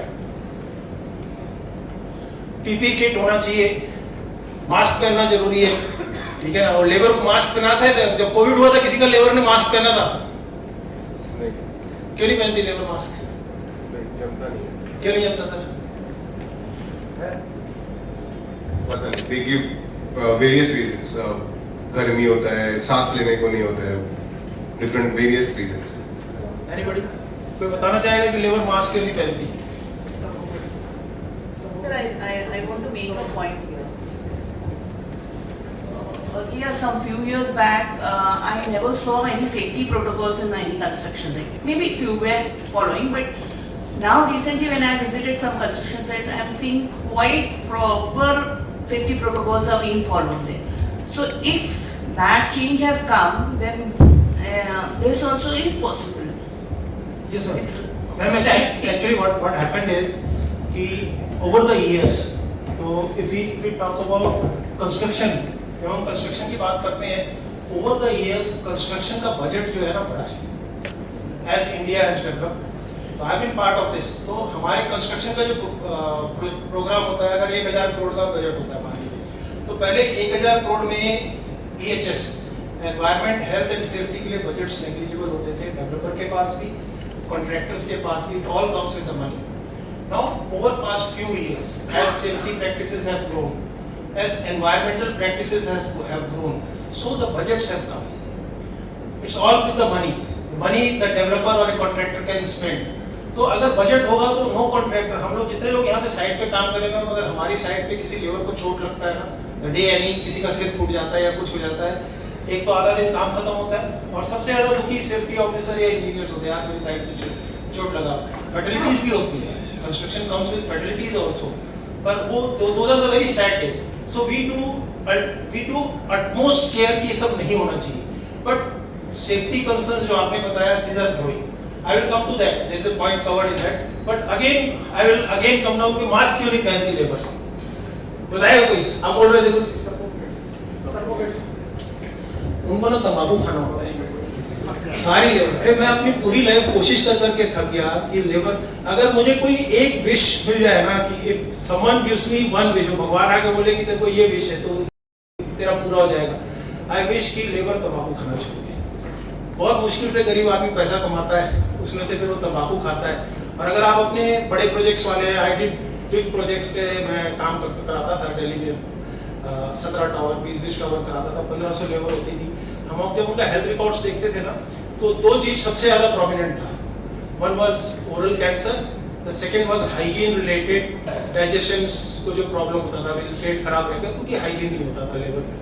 तो जो मास्क है सर, हम कोविड में इसलिए नहीं पहना पाए, वो लेबर कहते सर वो पान थूकने में दिक्कत होता है, उसको सारा दिन वो मसाला खाना होता है पान का. मतलब this is one of the areas which comes. तो पीपी किट के लिए मैम बहुत मुश्किल है हम लोगों को लेबर को मास्क पहनाना, वो पॉइंट के लिए आपको भी माफ करना पड़ेगा. This is one of the areas. So I have been working with few international organizations also, so I have access to their data also. तो सऊदी अरेबिया की नियॉन लाइन है, तो उनसे भी मेरा बात हो रहा था, जो उनके एनवायरमेंटलिस्ट है, उनका भी यही दो है. सिर्फ there are two activities which are producing maximum construction emissions. One is uncovered stockpiles, and Maharashtra state pollution control board had this guidelines for batching plants also. Uncovered stockpiles, उसमें भी जो आपका बैचिंग प्लांट में है, अगर आपने cement godown को अच्छे से मैनेज नहीं किया है तो उसका एमिशंस आपको बाहर आएगा आपके उस पे. और आपका जो कोर्स सैंड या स्टोन एग्रीगेट के साथ जो लगा रहता है, उसको जब स्क्रैपर खींचता है तो PM2.5 PM10 हवा में हैंग करेगा. धूल नहीं है, जो हैंग करता है, जो सिर्फ सेंसर पकड़ता है. Wheel washing is one of the standard practices. ये भी MPCB का डायरेक्शन में भी है, BMC का भी डायरेक्शन में भी है. This is MPCB direction which is missing in BMC of having signages at site. This is very interesting. तो इसके बारे में एक अगली स्लाइड में भी मैं आपसे बात करूंगा. And next now this is what the mandate is in Delhi. What we are doing, we try to go beyond mandate as responsible construction companies. हम लोग जैसे कंस्ट्रक्शन शेड्यूल्स बनाते हैं ना, प्रोजेक्ट शेड्यूल्स होता है हमारा, हम लोग देखते हैं कि हमें पता है कि हमारा इस साल के इस समय में कंस्ट्रक्शन है, अगर 12 महीने या 18 महीने या 24 महीने जो भी आपका कंस्ट्रक्शन प्रोजेक्ट है, या हम 4 स्टोरी बिल्डिंग देखेंगे, 4 स्टोरी बिल्डिंग बना रहे हैं और उसको 9 महीने में बनाना है, तो हमें पता है पहले 1-2 महीने फाउंडेशन में काम रहेगा, फिर 3 महीने तक उसका स्ट्रक्चर रहेगा। तो we have that activity schedule with us for all the projects, right. हम उस एक्टिविटी पे क्या क्या हमारा एमिशंस हो सकता है और उसके लिए हम अपने आप रेडीनेस रखें, तो वो एक हम अपना construction dust mitigation schedule based on the guidelines हम बना सकते हैं, so that there are no surprises. अभी तक देखिए कोई खर्चा नहीं हुआ, this also doesn't entail any money. आपको कोई पैसा अभी तक खर्चा, मैंने आपको कोई ऐसी चीज नहीं बताई जिसमें खर्चा करना पड़ेगा आपको। आगे नेक्स्ट में, now how we react to situations. हम लोग कोई भी साइट पे बात होती है, now we want lots of people. Site पे आपके 500 लेबर है, मेरी साइट पे 1500 है, किसी की साइट पे 50 आदमी है। आप चाहते हैं कि जो आप चाहते हैं वो काम को वो लोग करें। जैसे मैम ने भी कहा कि सेफ्टी प्रोटोकॉल्स आप लोगों के यहाँ स्ट्रांग हुए। हाउ डज पीपल नो, आप कैसे उसको कर सकते हैं। तो कोई भी काम जो होता है ना, उसको ये 4 स्टेजेस में इस मैनेजमेंट का है, ऑब्जर्वेशन, ओरिएंटेशन, डिसाइड, एक्ट। तो एडवर्टाइजमेंट भी ऐसे ही होता है, कोलगेट का दिखाते हैं आपको कि कोलगेट करें दांत साफ होगा। स्वच्छ भारत अभियान इज द बिगेस्ट एग्जांपल। पूरे देश में 2014 में मोदी जी ने कहा लाल किले से कि देश को साफ रखना है। Everywhere Sachin Tendulkar was saying साफ करें, Kapil Sharma, Amitabh, every was talking, advertising. Observation, आपके ऑब्जर्वेशन में डाल रहे थे कि नहीं, देन योर ओरिएंटेशन है। Ma'am safety happened this way, you go to any project site, you will find safety banners इतने सारे लगे होते हैं हमारे सेफ्टी, नंगी तार को नहीं छूना, हेलमेट पहनना, इस जगह पे नहीं जाना। तो हम लोगों ने ऐसे ऑब्जर्वेशन में डाल के, और सेफ्टी ऑफिसर्स यहाँ पे है, सेफ्टी ड्रिल्स लेके आए। हम उसी सेफ्टी ड्रिल के हिस्से में नीड टू नो बेसिस, जैसे कहते हैं ना कि उस आदमी को उतना ही बताना है। आपने अपने वर्कर्स को भी कंस्ट्रक्शन एमिशंस में, कि आपकी साइड पे अगर पानी छिड़कना है, सड़क पे मिट्टी है, बोले पानी छिड़कना है, मेरे सेंसर में नहीं आता। आपको नीड टू नो बेसिस पे अपने वर्कर्स को ट्रेन करना है। That duty lies with, training lies with your security officers और योर लो लेवल इंजीनियर्स। हमको इसी लूप से ही जाना पड़ेगा। आपको कंस्ट्रक्शन एमिशंस की जो आपके गाइडलाइंस हैं, आपको जिसको जितना पता होना चाहिए साइट पे, जिसका जो ड्यूटीज है वो आपको बताना पड़ेगा उसको। नाउ दिस इज, ये प्रोजेक्ट साइट का हमारा प्रोजेक्ट मैनेजमेंट का होता है, call it iceberg of ignorance. तो जो साइट का असली प्रॉब्लम है, जो टॉप लेवल वाले लोग हैं उनको थोड़ा बहुत पता होता है। जो ये समस्या यहाँ पे डिस्कशन हो रहा है जिसकी वजह से पेनलाइज होते हैं, वो समस्या जो है वो नीचे के लेवल पे है। तो उसको नीचे के लेवल से ही हमारे को करेक्ट करना है। तो ऑल, अभी आपको मैंने अभी तक बताया, देखिए अब अगर अपना प्रोजेक्ट है, अभी आपका प्रोजेक्ट है, अभी आपके प्रोजेक्ट पे क्या खर्चा करना है, कुछ खर्चा नहीं करना है। आपने अपने प्रोजेक्ट पे साइनेजेस लगाना है। नंबर 1, आपने 2 मॉनिटर लगाना है कम से कम। I am talking of a small size project, 4000 meter का प्रोजेक्ट है। अपवेंट एक डाउनवेंट 2 मॉनिटर लगाना। 30,000 से लेके 40,000 का बहुत सस्ता मॉनिटर मत लगाना, 10-12 हजार का मिलता है अच्छा सेंसर जो हमारे को डाटा दे रहा है। तो I have been working with many companies. तो उस रेंज में एयरवेदा, प्राणा एयर, ओइजोम, जितने सेंसर्स हैं, हमने एक प्रोजेक्ट पे सारे सेंसर्स इकट्ठे लगा के देखे कि किसका क्या वैल्यूज आता है। तो सबका वैल्यूज +-5% के अंदर था। एक 100 बता रहा था, एक 97 बता रहा था, एक 102 बता रहा था। तो ऑल सेंसर्स आर गुड, जो अच्छे रेंज के, आई am not talking about 8 to 10,000 rupees sensor. एक अच्छा सेंसर लगाइए, आपने 2 सेंसर लगाना है, 30-35 हजार का एक सेंसर के हिसाब से 2 सेंसर कितने का हुआ, 70,000 रुपीज। हमने कुछ साइनेजेस लगाने हैं। आप जितने साइनेजेस का एक साइड पे 10,000-15,000 रुपए का खर्चा है, आपने ट्रेन करना है। जो मैंने अभी आप लोगों से एक डिस्कशन किया, नीड टू नो बेसिस पे। साइट पे अगर बड़ा साइट है, व्हीकल स्पीड 10 किलोमीटर से नीचे रहेगा तो सेंसर के ऊपर आपके एमिशंस नहीं आएगा। आप उसी को तेज गाड़ी से भगा के जाएंगे तो आपका सेंसर पे स्पाइक्स दिखाएगा। तो आपने कैसे उसको करना है, आपने जितने ड्राइवर आते हैं एक अंडरटेकिंग साइन करा के ले लेना। मेरी साइड पे 10 किलोमीटर से ऊपर गाड़ी चलाएगा तो मैं तेरे को 200 रुपए का पेनल्टी करूंगा। सेफ्टी ऑफिसर, आपने जहां उसे साइन कराया, ड्राइवर फिर गाड़ी तेज नहीं चलाएगा। तो मैं अपनी साइट पे जैसे काम करता हूँ या अपनी साइट पे जाता हूँ, अगर आप अपनी साइट के सीनियर ऑफिसर है, आप अपने ड्राइवर को ये कहें कि साइट अगर दूर है, गाड़ी धीरे लेके जाने का, ताकि एवरीबॉडी वॉचेस की। This is how you take things into your control. अभी तक कोई ऐसा इंजीनियरिंग का बात तो नहीं किया ना हम लोग की, ऐसा कोई सीरियस इंजीनियरिंग का बात की, तो आपने अपने को ट्रेन करना है। अगेन ये एक इंफ्रास्ट्रक्चर बनाना है साइट का। आपने साइट पे एक आपका जैसे प्रोजेक्ट साइट है, आपके पास बहुत सारा कमरा होता है, एक कमरे को डेजिग्नेट कर दीजिए एयर क्वालिटी मॉनिटरिंग रूम, जैसे सेफ्टी रूम है, या अगर आपकी साइट पे टूल किट ट्रेनिंग जहाँ पे होता है वहाँ पे खूब सारा पोस्टर लगाइए, जो नया इंडक्शन होता है इंजीनियर को बताइए, कंपनी का पॉलिसी बनाइए, अपना company policy for air quality construction. तो जो ये इनका गाइडलाइंस में हमारा 12-15 चीज है, वो उसको कंपनी पॉलिसी में लिख दीजिए कि हम मॉनिटरिंग करेंगे, डाटा रखेंगे, हम कवर करके रखेंगे, small things, so that your engineers or the people when they sign on it they know कि oh this is the company policy, we have to abide by that. Air quality monitoring room बनाइए, आपको कोई extra staff नहीं रखना। मैं आपको data के बारे में रखना चाहते हैं, मैं भी आपसे अलग से भी बात कर लूंगा, डाटा कैसे रखना है मैं आपको वो बता दूंगा। उसके लिए आप अपनी साइट पे जो ऑलरेडी हम यूजुअली जिन प्रोजेक्ट्स पे काम करते हैं तो हमारी QC की टीम होती है, हर साइट पे क्वालिटी की टीम होती है, तो क्वालिटी के इंजीनियर की ड्यूटी लगाते हैं कि तो ये साइट का डाटा देखता रहे, इस पे नजर रख, किस समय स्पाइक्स था, जैसे BMC की गाइडलाइंस में था कि अगर कोई स्पाइक नजर आ रहा है उसमें क्या एक्टिविटी हो रहा है, रिलेट करके टॉक टू द जो प्रोजेक्ट हेड की नहीं ये गाड़ी तेजी से आता है इस समय या इस रास्ते से आता है, तो ये सेंसर दिखा रहा है।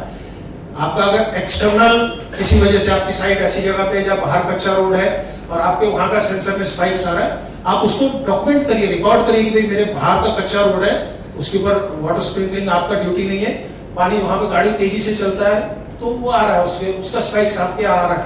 दिस इज हम मतलब हमारे को just being aware of what is happening at project site and understanding the construction emissions part of it, कि मेरे प्रोजेक्ट से क्या emissions आ रहा है, जब हम उसको समझ लेते हैं तो this is as simple as this। बाकी डाटा प्रोटोकॉल मॉनिटरिंग प्रोटोकॉल के बेसिस पे मैं भी नीड टू नो बेसिस पे आप लोगों को बताऊंगा, आई डोंट वांट टू जो जानना चाहते हैं मैं उसके बारे में आप लोगों को और डिटेल में आपका प्रोजेक्ट मुझे बताइए, I will give you solutions with in next 2 to 3 minutes. अभी हम लोग वापस आते हैं जो मैंने पहले बताया था, तो रूट कॉज एनालिसिस करेंगे। आपने देखा कि L&T में उसके यहाँ पे फॉगिंग मशीन था, सब कुछ सामान, L&T के पास तो बजट का कोई कमी नहीं रहता, राइट? तो L&T को क्या ऐसा चीज मिसिंग था उनके उसमें से जिससे वो उनको पेनलाइज हुए और क्या करते तो पेनलाइज नहीं होते? तो सर कुछ बताएंगे सर आपके हिसाब से what was missing from L&T? They were not clearly saying that smog guns did not have water in it. So probably the monitoring or nobody was monitoring the data to be able to actually say कि कुछ करो इसके अंदर, खाली data कहीं ना कहीं record हो रहा था और वो कहीं रखा जा रहा था। Nobody was acting on it. I think that it starts from there. Anyone else कोई और बताना चाहेगा कि why L&T got penalized? कोई बताना चाहेगा? मैम आप कुछ बताना चाहेंगे? Why company got penalized? मेरा सारा प्रोग्राम देखो। Do you have any idea? आप बताना चाहेंगे? Could also be lack of awareness. They are just put stuff over there. Any other point? Practicing likes. They are just keeping stuff and they are not doing it. Anyone? Data maintaining.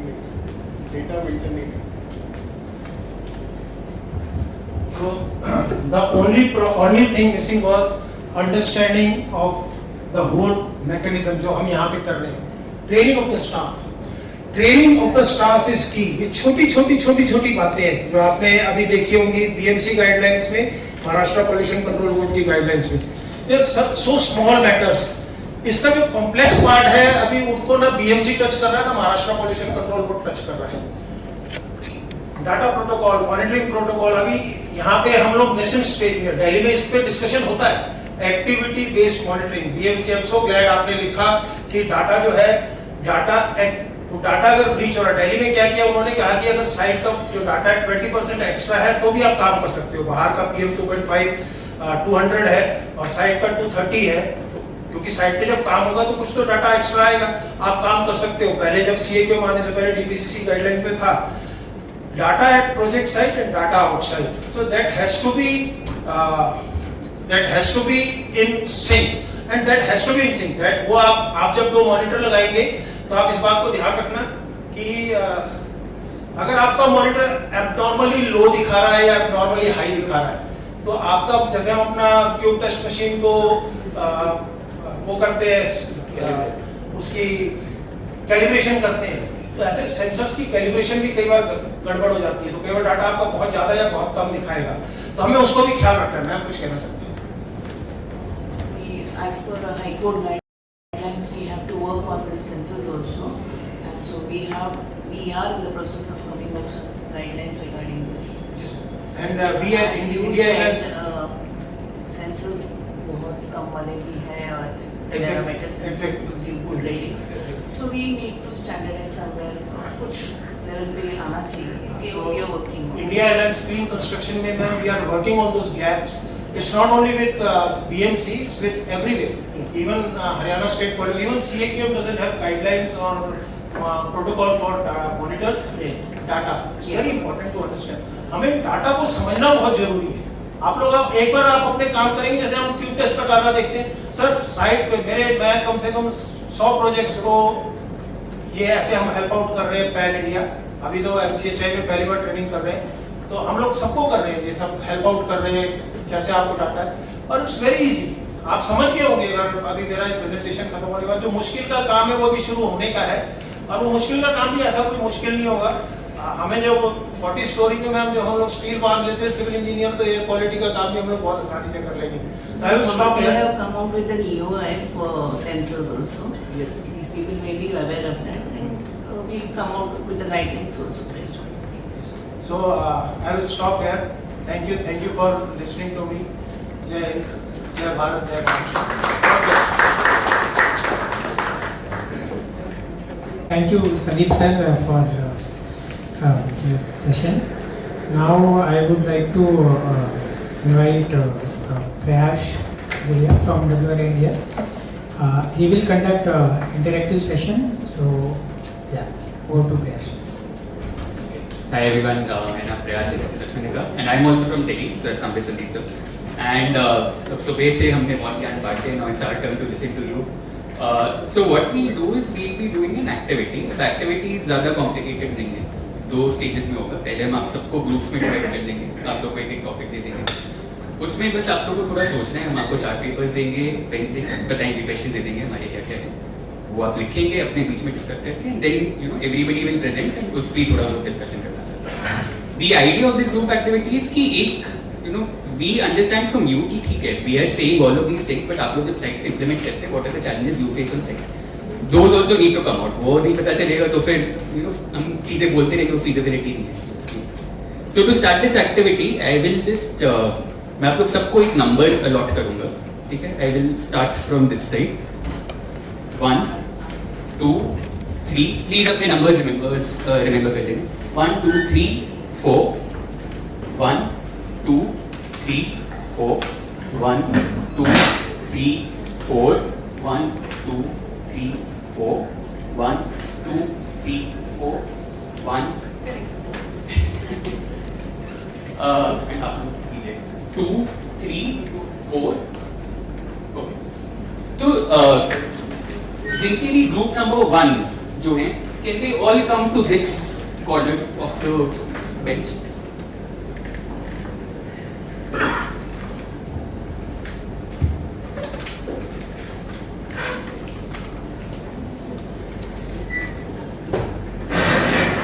Okay, जिनका भी number 2 था वो इस area में थोड़ा collect हो जाएंगे, 1 2, number 3 इस साइड पे, नंबर 4 इधर।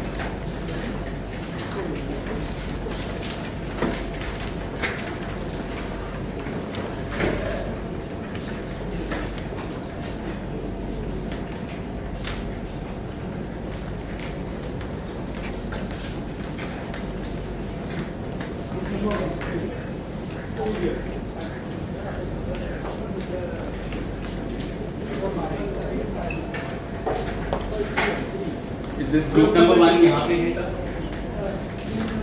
group number 2, group number 3, and group number 4, ठीक है। I mean, आप लोग इस साइड से आके बैठ सकते हैं 2 minute, if anybody doesn't have to sit in a line, you can leave to discuss with each other.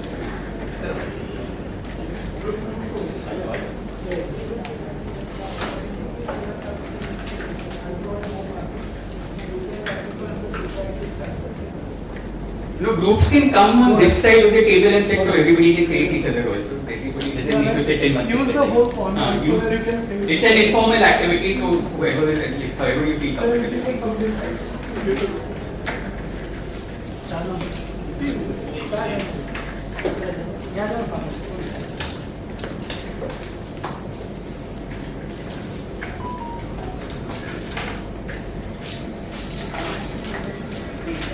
Group 2 बहुत बड़ा हो गया, 8 लोग हो गए.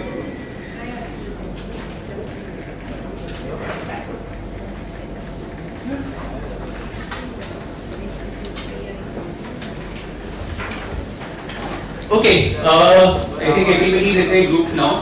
So the first activity, इसमें every group I am going to give you a subject. ठीक है, group number 1 जो है, don't look at the numbers on the, but group number 1 आप लोग के लिए subject है excavation. Okay. Group number 2, your subject is demolition related कुछ भी. Group number 3 is concrete mixing, batching, whatever to do with concrete. That is your subject. And group number 4 is all the fine processing, stone cutting, grinding, drilling, polishing, etc. Okay? Now, 10 minutes, very simple brief discussion. आप लोग अपने groups में ये discuss करिए कि under this subject 5 activities, just 5, जिससे आपको लगता है बहुत dust generate हो रहा है इसमें. So for example, let's say आप excavation कर रहे हैं, right? तो excavation में जो भी आपका मलबा निकल रहा है उसको आप ट्रक पे डालते हो, वो जा रहा है, उससे डस्ट जनरेट हो रहा है. That is one activity. So ऐसे think on your experience in your side, ऐसी कौन सी 5 you think are very important activities. This is not a research thing, I am not going to ask you कि अब तो prove करो कि ये है कि नहीं. Just from your own experience, any 5 activities. एक बार आप वो 5 एक्टिविटीज लिख लेंगे, think of any 5 things that you can do to control that. Can be anything. आपको स्प्रिंकलर लगाना है, ट्रेनिंग करना है, सेंसर लगाना है, कुछ भी. So based on whatever you heard today, think of those 5. 10 to 15 minutes of discussion. Don't overthink it. आराम से जो भी आ रहा है simple, but please write it down. Because इस पर discussion over होगा, I will ask each group to quickly present कि उन्होंने क्या लिखा है अपनी sheets पे. And I think time starts now. Any questions please ask. We roaming around the room. आराम से पूछ सकते हैं.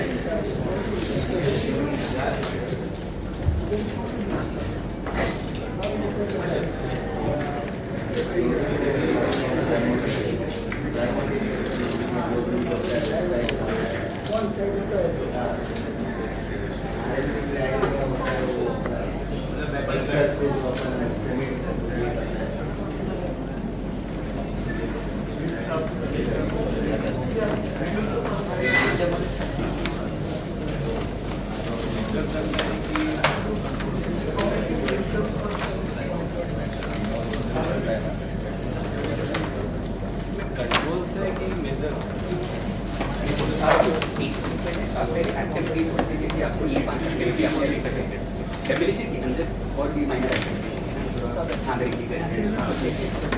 आपके बेसिस पे जो आपके एक्सपीरियंस में फाइल होता है चीज़ को आपको सही इससे अगर डालते हैं उनके अगेंस्ट आप क्या कंट्रोल नहीं it can be mitigation whatever you want that's it's open ended.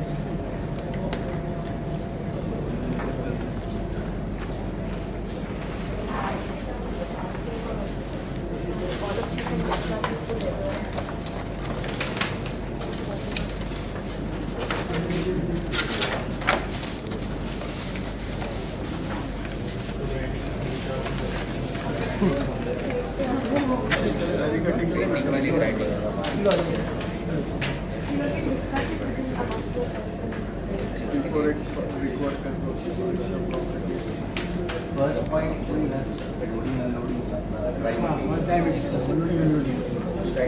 वो लोगों ऑन साइट जो मीटिंग करते हैं उसका पहला point on side mix side आप लिखिए टॉपिक में लिखो ना ऑन साइड मिक्सिंग टॉपिक में हेडलाइट लगाओ ऑन साइड मिक्सिंग हेडलाइट वो हेडर पर पहला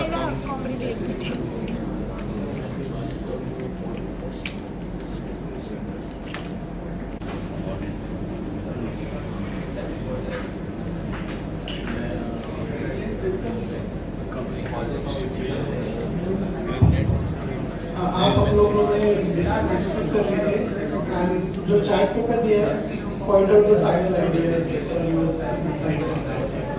So you might have to present afterwards and we'll discuss how photos are, ideas and the insights are collaborating.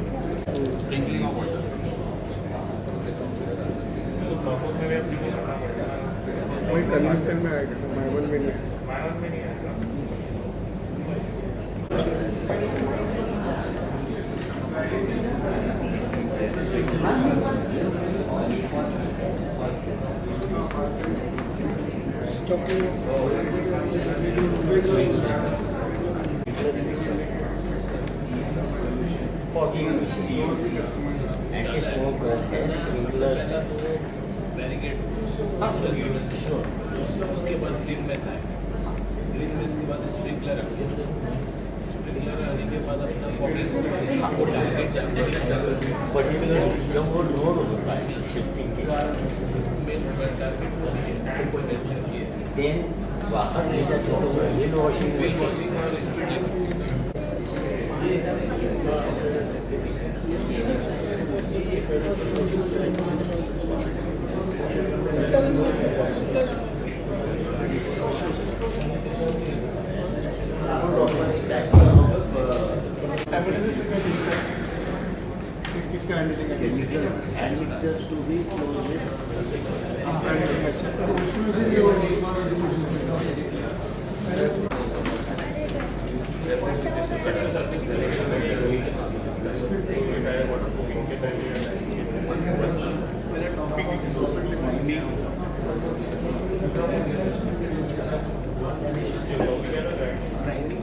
display of signages का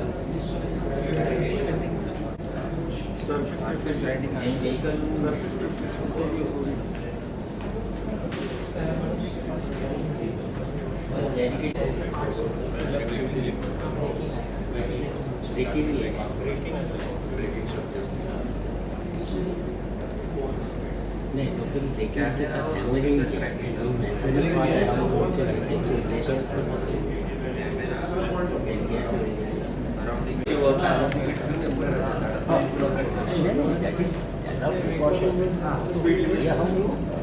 कहाँ से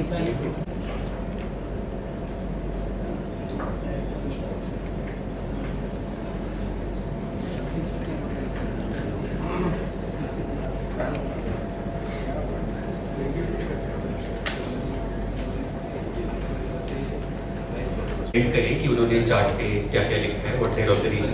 my request to the other groups is कि please ध्यान से सुनना, क्योंकि इसके सेकंड पार्ट जो एक्टिविटी की we will rotate the sheets and you will have to look at what they have written, उन्होंने क्या ऑब्जर्वेशंस करे उस पे you will have to think and reflect from that, ठीक है? तो please pay attention. I will start with group number 1।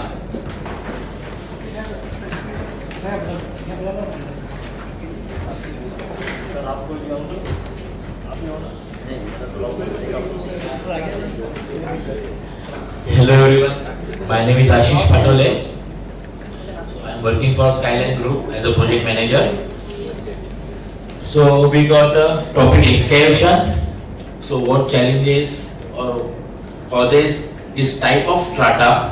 There are different type of strata: soft soil, hard rock, soft rock, then hard basalt. Then before the excavation we do the returning of the strata like piling work or drilling work. Then machinery which we are used, JCB, poclanes, the emulsions comes out of that machinery. Then vehicle movements for excavation, for moving out the soil or stone we use the trucks and whatever pollution due to that trucks. Then stocking of the excavated material. So we stock the soil at site or stone at site. So what are the solutions as per group 1? What we generally practicing? So first of all we barricading the site using sprinklers for the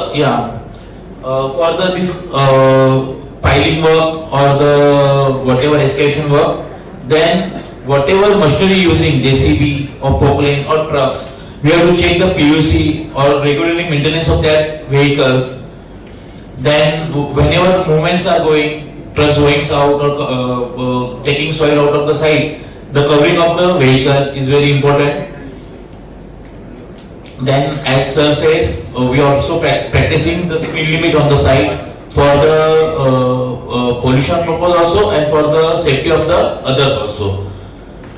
And stocking of the excavated material, commonly we are practicing covering of the excavated material, sprinkling water on the excavated material.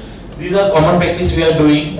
I hope someone else will suggest more or doing something else, they will suggest more to us. Thank you.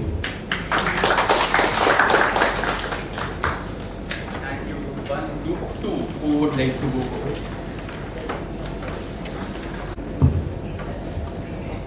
और हमारा subject था वो demolition का subject था sir. अभी demolition में पहले हम लोग ब्रेकिंग और हैमरिंग का एक्टिविटीज लेना पड़ेगा। उसके लिए जो कंट्रोल मेजर्स जो है, बैरिकेडिंग द एंटायर एरिया, वो फर्स्ट मैंने वो हाइट हम लोग मेंशन नहीं किया, लेकिन अकॉर्डिंग टू साइट कंडीशन हम लोग यूजुअली 25 to 35 फीट तक लेते हैं सर ऑन साइड पे। और इफ पॉसिबल नहीं तो हम लोग ग्रीन नेट भी बांध सकते हैं पूरा सराउंडिंग एरिया को सर, धूल नहीं उड़ना चाहिए करके। और सेकंड पॉइंट था गैस कटिंग। यूजुअली हम लोग जो इसमें कंक्रीट और स्टील अलग अलग करना पड़ेगा, इसके लिए हम लोग गैस कटर पे यूज करते हैं। और उसका उस टाइम जो प्रिकॉशन जो मेजर्स लेते हैं वो मतलब पूरा डिमोलिशन एरिया को है ना हम लोग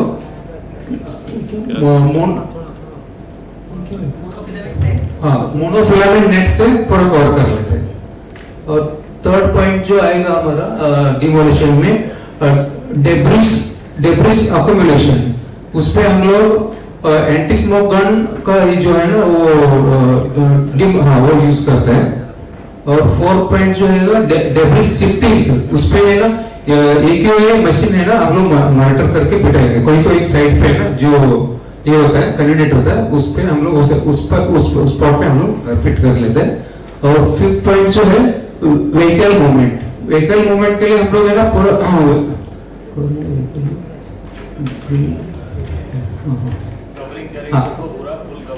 मतलब कंप्लीटली हम लोग यूजुअली फुल भरता है उसको हम लोग ग्रीन नेट से कवर कर लेते हैं, मतलब वो स्प्रेड नहीं होना चाहिए करके। और होगा तो टायर को हम लोग है ना वो पानी से धो लेते हैं, मतलब पूरा जितना पाथवे में जो जाता है उतना एरिया पे वो पूरा वेट करके हम लोग धूल उड़ना नहीं चाहिए करके वो वेट कर लेते हैं sir. Thank you. So we got the topic for the concrete mixing and batching things. Now अभी साइट पे हम लोग जब ऑन साइट मिक्सिंग करते हैं ना फैट रेडी होता है। हाई राइज में तो हम RMC ही मंगाते हैं, बट अदरवाइज जब हम ऑन साइट मिक्सिंग करवाते हैं the crushed aggregates and all the raw materials we use generate a lot of dust, तो उसकी वजह से हमें बहुत पोल्यूशन के प्रॉब्लम्स हो सकते हैं, AQI इंडेक्स बढ़ सकता है। उसमें हम क्या कर सकते हैं as mitigation, we can sprinkle water, उसको थोड़ा सा वेट करके फिर हम उसको ये कर सकते हैं। पर RMC बैचिंग प्लांट्स में all the batching plant should be covered with green net, ताकि उसका डस्ट बाहर ना जाए, वो एनक्लोज एरिया में वैक्यूम से भी हम निकाल सकते हैं। The other thing in transit mixers, जब हम साइट पे TNs मंगाते हैं तो उनका टायर वॉशिंग करना चाहिए, फिर उसका PUC है कि नहीं वो हमें प्रॉपरली रिकॉर्ड करना चाहिए। All the vehicles should have the pollution control certificates. Then the stacking of dry materials, जो ड्राई मटेरियल हम साइट पे यूज करते हैं उनको प्रॉपरली स्टैक करना चाहिए, प्रॉपरली उनको कवर करना चाहिए। The next is all the chemicals that we use on site should be covered properly, so that कोई भी आके हाथ वाथ ना लगाए, उसको बाहर ना जाए। Then the AQI indexes,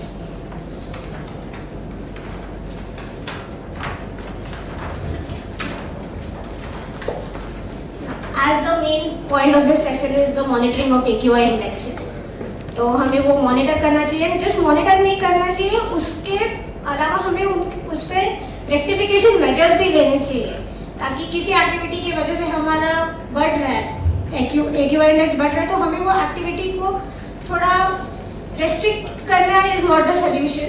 We just have to make sure that it does not generate dust as it should not generate a lot of dust basically.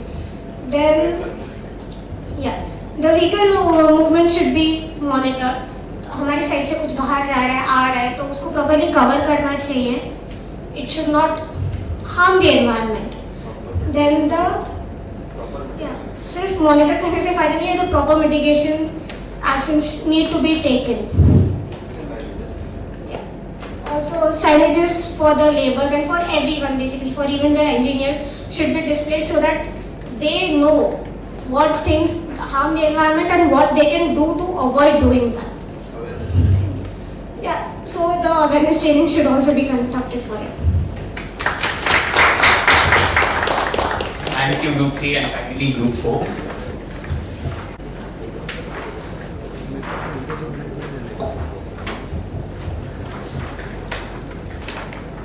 Hello everyone, myself Samir Nevarekar, I'm working for Happy Homes. Myself Shuvesh, I work for Ajmera Reality, Bhakti Papmadala. So our topic is that grinding and cutting work in the construction. See, in construction, in real estate, two types of grinding works take place: inside grinding and outside grinding. Inside grinding work and outside grinding works.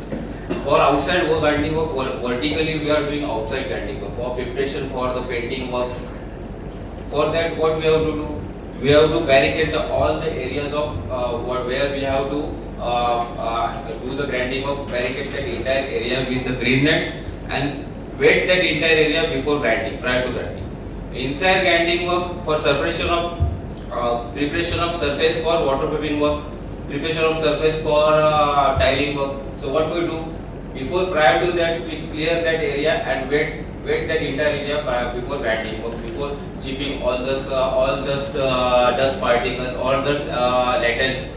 We have to remove all those latex. So first, wet that entire area and do all those things. Okay. For electric zari work, we have to execute our staff to clean the surface and wet the surface before zari work for electrical cabling work, for electrical zari works. For wooden work, we have to barricade the area or give the designated area for the wooden work so that they cut the wooden cladding work over there. So that area also we have to take care to barricade that area. So all done, sir. Thank you. Thank you all the groups. Now we get into the last phase of the activity. Group 1. अगर आप अपनी sheet, you pick a number 1, 2, 3, 4 में से pick any number. 3. So group 1 का sheet मैं दे रहा हूँ group 3 को. Group 3 you pick a number.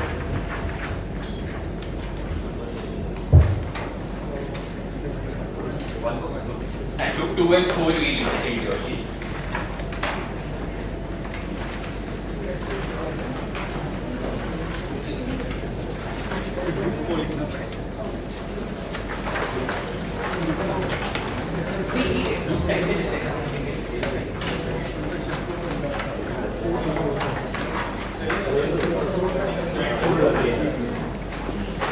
Okay, अब जो 10 मिनट्स का डिस्कशन जो आपको करना है उसमें आपने सबका प्रेजेंटेशन सुन लिया, आपके पास शीट है, उसमें आपको उन्होंने लिख के दे दिया कि हम ये मिटिगेशन या कंट्रोल मेजर अपनी साइड पे करेंगे.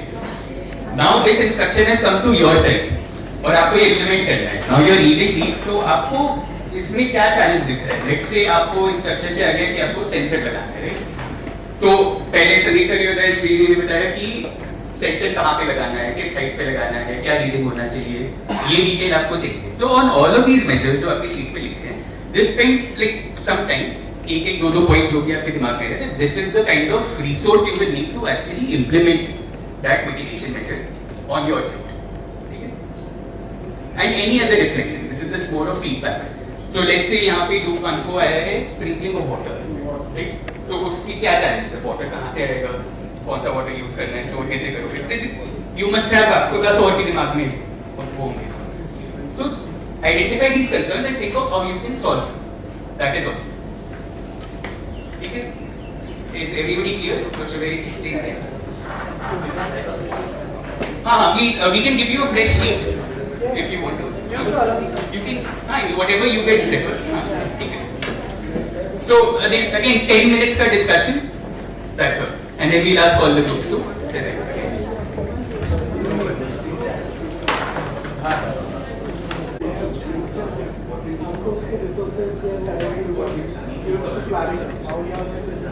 How did you plan this solution?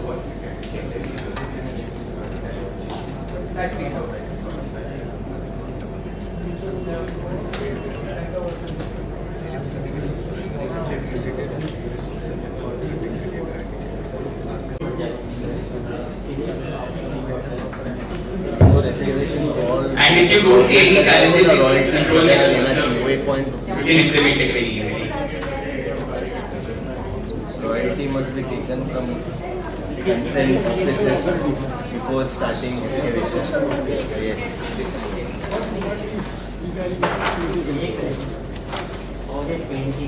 Permissions.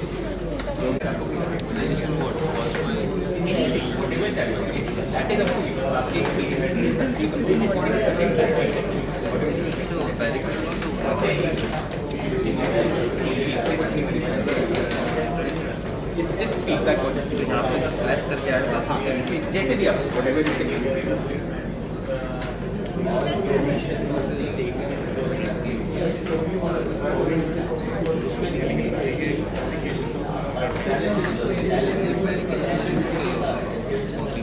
Noise level भी है.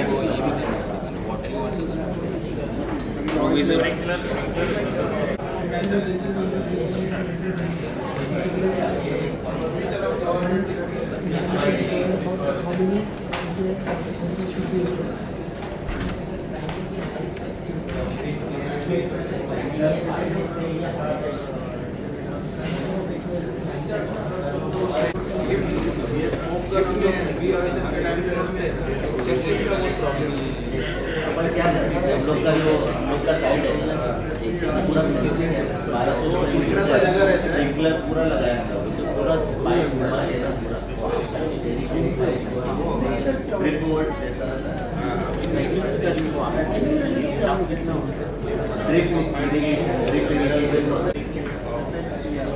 मशीन और dumper should be close with green hash वो भी एक पॉइंट लिखे हैं.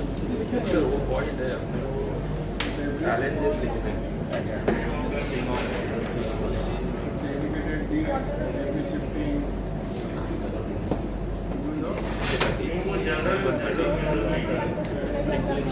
चैलेंजेस एक आएगा सेफ्टी का.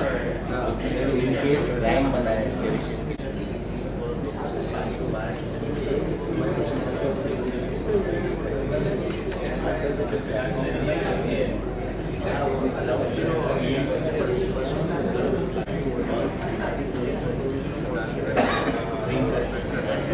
ऑपरेटर जो है ट्रेन करना चाहता है.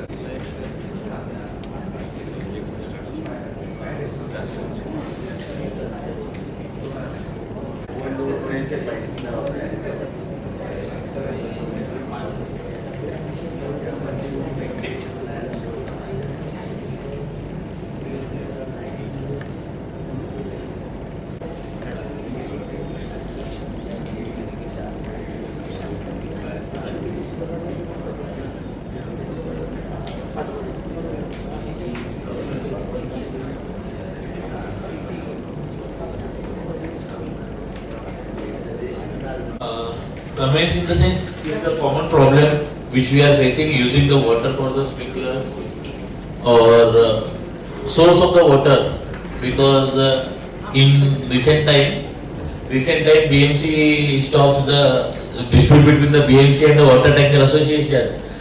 We faced lot of issues during that period. So borewell is also not feasible in every site. There is no source of water on every site. BMC water is too less and it's not possible to use for construction. So mainly we are using tanker waters, and we don't know exactly the source of the tanker waters, but that is the main issue which we are facing.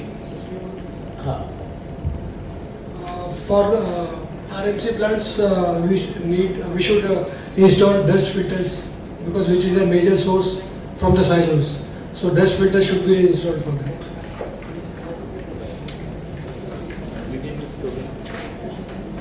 These are some suggestions, not The point for which we have written covering of stackings, dry materials or stacked dry materials should be covered. There we can use sprinklers for sprinkling the water over the dry material. And, monitoring of AQI index, for which we should know the data, that how many number of sensors we should install. This should be there with us, and then only proper monitoring can be possible. Thank you. Now, group 3 will comment on group 1.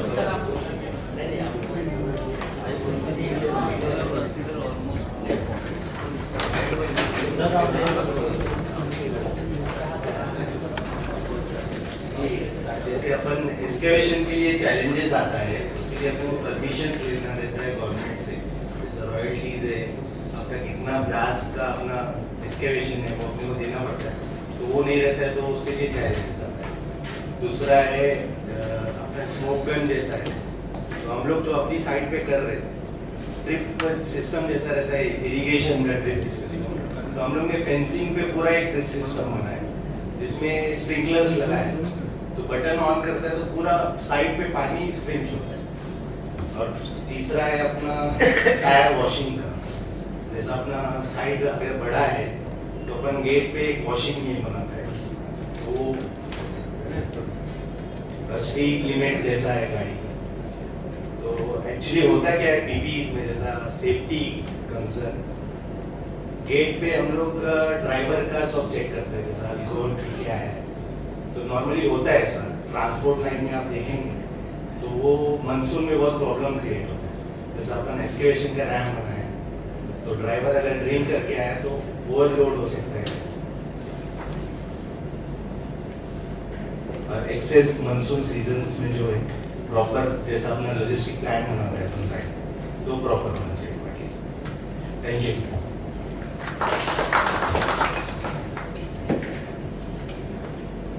Group 4 and Group 2 PG.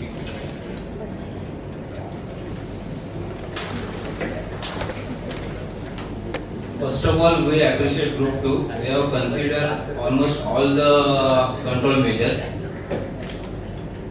The few suggestions are there for our side. During the breaking and hammering work, just consider high-level supervisions. They required. If anything mishap happened, that goes to that whatever air effect on that air. Second thing is barrication is depends subject to structure. क्या structure है? Structure बड़ा है तो we required a sound barrications that you have to consider. For gas cutting work, consider the fire institution nearby area, so you are not considered. For debris and shipping, washing the vehicle tires, washing the vehicles, check the PUCs of driver, it's mandatory works. For debris shifting should be done as per designated area sent by authorities. That is small suggestion for our end. Thank you for that. Finally, ये grinding and cutting का जो challenges है ना sir, ये अभी total हमको 6 point बना है।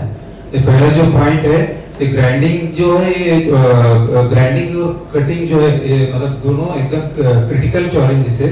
तो इसके लिए ना एकदम ट्रेन पर्सन को है ना अलाउ करना पड़ेगा, और पूरा पीपी का हिसाब से जो भी है, हेलमेट और हैंड ग्लोव्स और सन जो भी ग्लासेस जो है वो कम्प्लीटली वेयर करना पड़ेगा। और वो जो आदमी जो काम करेगा उनको मतलब रिगार्डिंग इलेक्ट्रिसिटी के बारे में पूरा मतलब नॉलेज होना चाहिए। और सेकंड पॉइंट जो है, ग्राइंडिंग अगर लिफ्ट में करना है, लिफ्ट शॉप में, मतलब प्रॉपर लाइटिंग अरेंजमेंट होना चाहिए, और स्टैंड बाय लाइट का भी अरेंज होना चाहिए। अगर एक जरूर है तो डीजी का भी प्रोविजन करना पड़ेगा। सर बाई चांस लाइट गया अपना तो डीजी से अपना सप्लाई ले सकते हैं। These are the safety related. हाँ safety related सर वो चीज़ भी कंसिडर करना होगा ना क्योंकि क्रिटिकल एक्टिविटी है हमारा। सॉरी DG हाँ अभी लिफ्ट शिफ्ट में ग्राइंडिंग कर रहा है। हाँ So is a single phase हो एक्चुअली डीसी की क्या जरूरत है? बाय चांस लाइट गया तो सर मतलब पूरा लाइट गया तो आदमी है तो क्या अंधेरे से काम करना है, अंधेरे का काम करना है थोड़ा डीसी लेवल पर्सन ले सकते सर जो भी शाफ्ट का एक्टिविटी हमारा प्रॉपर इल्यूमिनेशन होना चाहिए, प्रॉपर वेंटिलेशन सिस्टम होना चाहिए उसमें जो लेबर हमारा उसमें वर्क कर रहा है, फुल टाइम सुपरविजन होना चाहिए, प्रॉपर एंट्री और एग्जिट पॉइंट होना चाहिए उसके लिए, और स्काफोल्डिंग जो स्काफोल्डिंग जो हम यूज़ कर रहे हैं लिफ्ट शाफ्ट में वो सर्टिफाइड स्काफोल्डर से ही होना चाहिए, इंस्पेक्शन होना चाहिए उसका रेगुलर इंटरवल पे, proper fall protection system use होना चाहिए। Topic is air pollution. Sorry air pollution का टॉपिक। हाँ एयर पोल्यूशन का ये सब नहीं which is fine. The point is कि हम एयर पोल्यूशन का कुछ मिटिगेशन बताते हैं तो उसमें आप लोगों को तो पूरा प्रोजेक्ट समझना है ना, तो आपको सारे करते हैं। Thank you. Thank you everyone. So before we break, thank you आप लोगों ने थोड़ा एक्स्ट्रा टाइम देके you sat down and had this discussion also. The idea was not कि हम बस आपको ज्ञान बांट के भाग जाए, we wanted you to think also, and I learned a couple of things आप लोगों को सुन के, जैसे अपनी मोनोफिलामेंट की बात मेरे को पता ही नहीं था जो मैं भी आपसे पूछूंगा क्या है, but the idea is and I noticed this across all the groups कि सब जो बता रहे हैं it's all simple measure, ऐसा किसी ने कुछ हाईटेक नया बाहर से इम्पोर्ट करके स्पेशल टेक्नोलॉजी कोई नहीं होता है, it's just a matter of fluency। आपने भी बोला कि थोड़ा हाई लेवल सुपरविजन होना चाहिए, मैथ प्लान करना चाहिए, those are the kind of things that you know थोड़ा सिस्टमाइज हो जाए तो अच्छा रहेगा। I will now ask Sandeep sir to give some more comments. Thank you Manoj. अभी हम लोग ने देखा सब इंजीनियर्स ने तो क्रॉस डिसिप्लिनरी स्किल्स इसका कितना बड़ा रोल आ गया है। पहले क्या था, सिविल इंजीनियरिंग बोले तो सिविल इंजीनियरिंग करते थे हम लोग, राइट, पर अभी as a civil engineer we are cautious about the other disciplines coming in। तो हमने अभी जैसे मैंने अभी आप लोगों को मेरे प्रेजेंटेशन में दिखाया sustainability during construction, engineering is about efficiency improvement, right. मतलब हमने जो काम को 100 करोड़ में एक बार किया है 6 महीने में, अगली बार उसको किसी तरीके से 98 करोड़ रुपीस में 5 महीना 21 दिन में करना है। Efficiency in time, efficiency in cost, that brings you appreciation as well as promotion। पैसा भी तभी ज़्यादा मिलेगा जब अपने ओनर को जाके दिखाओ सर मैं आपको पैसा बचाया। अभी ये जो डिस्कशन है जो हमने डिस्कशन किया, इसके मैं 4 पहलू से आपको क्लोजर में बाद मतलब I will close this discussion with 4 points, right. First point is कि आप लोग कहाँ से पैसा बचा सकते हो, कहाँ से पैसा बचा सकते हो। आपका 1000 करोड़ का प्रोजेक्ट है तो कहाँ से पैसा बचा सकते हो। लीन कंस्ट्रक्शन मैनेजमेंट हम लोग आप लोगों की कई कंपनी लीन कंस्ट्रक्शन फॉलो करती होंगी वेस्टेजेस को कर्टेल करने के लिए, ठीक है ना, that's one of the areas. अगर एक प्रोजेक्ट है 1000 करोड़ का, उसमें 7% वेस्टेजेस जा रही है, 70 करोड़ है, अगर आपको 3% मिले 40 करोड़ रुपए की मनी वेस्टेजेस सेव है। तो wastages is one of the areas which saves you money, that's by intelligent and disciplined engineering, that's one of the keys. Second point is energy efficiency. अभी एनर्जी एफिशिएंसी बोले तो बातचीत होता है। अभी हम जहाँ बैठे हैं, ये जो ऊपर लाइट जल रहा है, ये नहीं जलने से भी हम लोग कंफर्टेबल रहते हैं। देखो बाहर से कितना अच्छा आउटडोर लाइट आ रहा है, that has to be the key. Any engineer you should अपने प्रोजेक्ट के ऊपर आप कितना पैसा बचा सकते हो। बड़ा प्रोजेक्ट का बात करूंगा, I had done projects for 1500 crore rupees, तो उसमें एनर्जी बजट हम लोग देते थे। आजकल तो हम लोग अपग्रेड करते थे प्रोजेक्ट, हमारे पास कोई ग्रिड का इलेक्ट्रिसिटी नहीं होता, सारा जेन से डिपेंडेंट होता था, तो हमारे को 2.5% 3% तक का वो था, तो it was around 35 crore rupees. 35 crore का बजट था मेरा प्रोजेक्ट के ऊपर, सिर्फ एनर्जी था। तो आई सॉ, मैंने कहा नहीं इसमें पैसा बच सकता है। मैंने जेनसेट्स जो थे मेरे प्रोजेक्ट पे देखा, जेनसेट की एफिशिएंसी सर्विसिंग टाइम से हो तो लिक्विड बचता है। मेरा प्रोजेक्ट था 17 टावर बन रहे थे, तो उसमें रात को सिक्योरिटी लाइटिंग थी। मैंने सिक्योरिटी लाइटिंग के लिए जो बड़ा होता है साइड में क्या होता है, सब 125 केवीए का जेनसेट लगाए, बैचिंग प्लांट पे 62.5 केवीए का जेनसेट लगाए, बाकी मैंने छोटा जेनसेट लाया 5 केवीए का छोटा देसी जेनसेट जो होता है। मैं सिर्फ रात को 2 बजे से लेकर सुबह 6 बजे तक चलाता था सिक्योरिटी लाइटिंग के लिए। मेरा सिक्योरिटी लाइटिंग बहुत कम होता था जो हम उसके ऊपर लगाते हैं। तो आप, मैंने जैसे बताया था, engineers through your skill set, आप अपने प्रोजेक्ट को समझते हैं, आप एफिशिएंसी इंप्रूवमेंट को समझिए। तीसरी बात है वाटर। हम लोग वाटर के ऊपर कभी ध्यान नहीं देते। मैं चेन्नई में काम कर रहा था, चेन्नई में 20 पैसे लीटर पानी खरीदते हैं। आपको पता है कभी प्रोजेक्ट में कितना पानी लगता है, पर स्क्वायर फुट कंस्ट्रक्शन के लिए कितना पानी लगता है, कितना चाहिए, कोई बेसलाइन स्टडी नहीं है, कोई उसका हम कंजम्पशन डिटेल नहीं कर रहे। पानी का बात कर रहे थे, पानी ट्रेड ऑफ है। हम हवा साफ करने के लिए पानी खर्च करने की कोशिश करते हैं। हम जो फॉगिंग मशीन से जो आप पानी डाल रहे हैं, वो जब तक एक्टिविटी या सेंसर बेस्ड नहीं होगा, आप पानी नहीं बचा सकते। आप सारी बात जो है नेट जीरो कंस्ट्रक्शन पे आ रही है, नेट जीरो कार्बन क्रेडिट्स पे आ रही है, कंस्ट्रक्शन कार्बन हम लोग वो कर रहे हैं। You can't waste water. आपने अभी पानी का बात मैं सुन रहा था, बोरीवली में पानी के आप लोग डिस्कशन कर रहे थे, पानी को कैसे बचाना। And it again comes down to the engineering mind working on the project. जो मैंने यहाँ पे लिखा था, जो आपका इनोवेटिव माइंड इंजीनियर्स का है, वही पानी को बचा सकता है। कोई बाहर का आदमी आके आपको वो सलाह भी दे सकता है। And the last but not the least is the air quality and construction. Air quality and construction Delhi में प्रोजेक्ट कॉस्ट को 8 से 9% ले जा रहा है। हमारे को 40 से 45 दिन काम बंद रहता है। 5 साल का प्रोजेक्ट है। आप खुद सोचिए कि 40-40 दिन अगर काम बंद रहेगा, पहले 3 साल जब स्ट्रक्चर लेवल पे होता है, फिनिशिंग एक्टिविटीज अलाउ कर देते हैं, स्ट्रक्चर लेवल पे 2 साल में 90 दिन काम बंद रह जाए तो delay of cost. And so आप एज ए इनोवेटिव इंजीनियर होके डू गुड प्रैक्टिसेस जो इन्होंने Maharashtra pollution control board, Gujarat pollution control board का गाइडलाइन से फुलफिल करें और go beyond the mandates. Ma'am अगर साइट लेवल में मैम आपका ये 27 आउट ऑफ 27 पॉइंट्स मेरी तरफ से ठीक है, and I am working beyond the mandates by doing some good practices. Thank you, God bless you all and have a good day.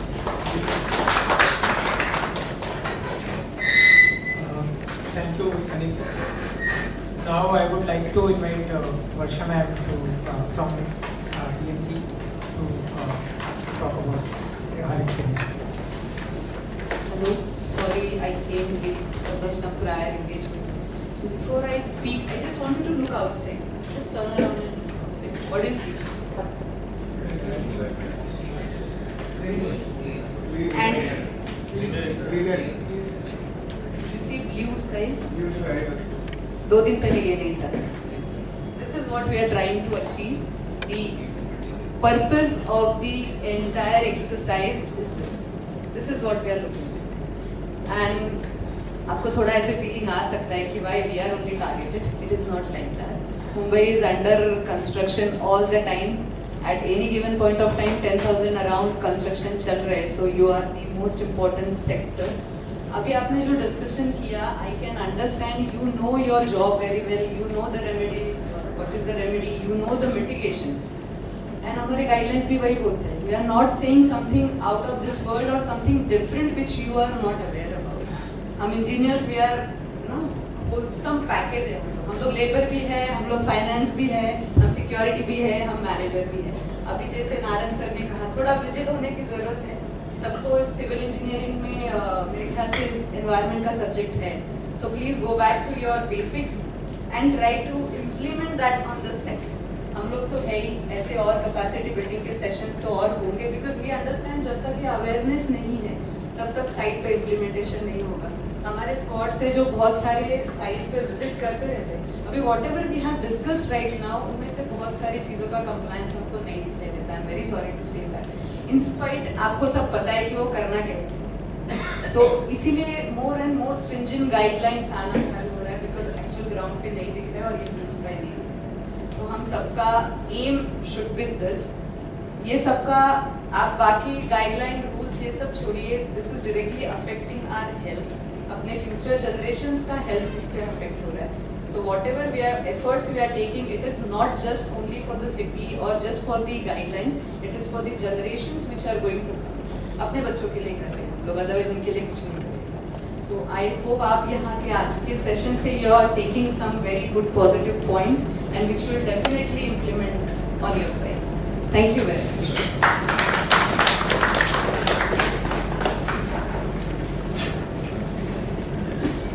I would like to ask Yutika to share a token of appreciation.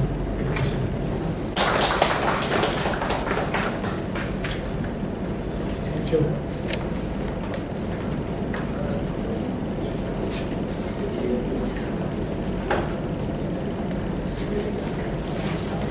चलिए, thank you everyone आने के लिए, participate करने के लिए. Any questions you have, we are all here, happy to discuss. Lunch यहीं पे है, and आप लोग को feedback forms मिले होंगे अपने registration के time में. If you can fill them and give them to any of us before leaving, that will be great. Thank you. Shout some of you for testimonials. मतलब आपका experience कैसा था आज का? So just please cooperate.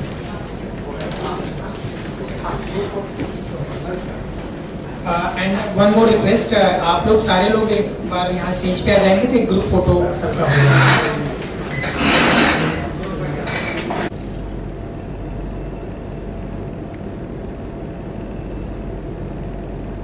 एक minute.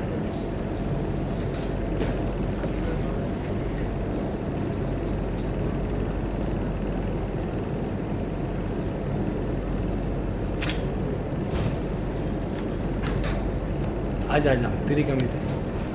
Stage पे आना, white shirt के बाजू में, बीच में गैप है. भाई तू इधर आगे आजा. यहाँ ये नीचे नीचे आजा ना. तो पेंडिंग है, आजा थोड़ा आगे आ जाइए सर आप भी.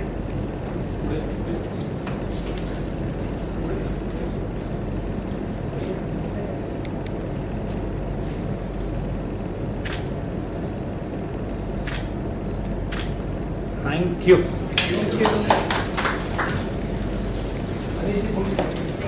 You will ask me question or I have to talk? You can just go ahead and tell us about your experience and how.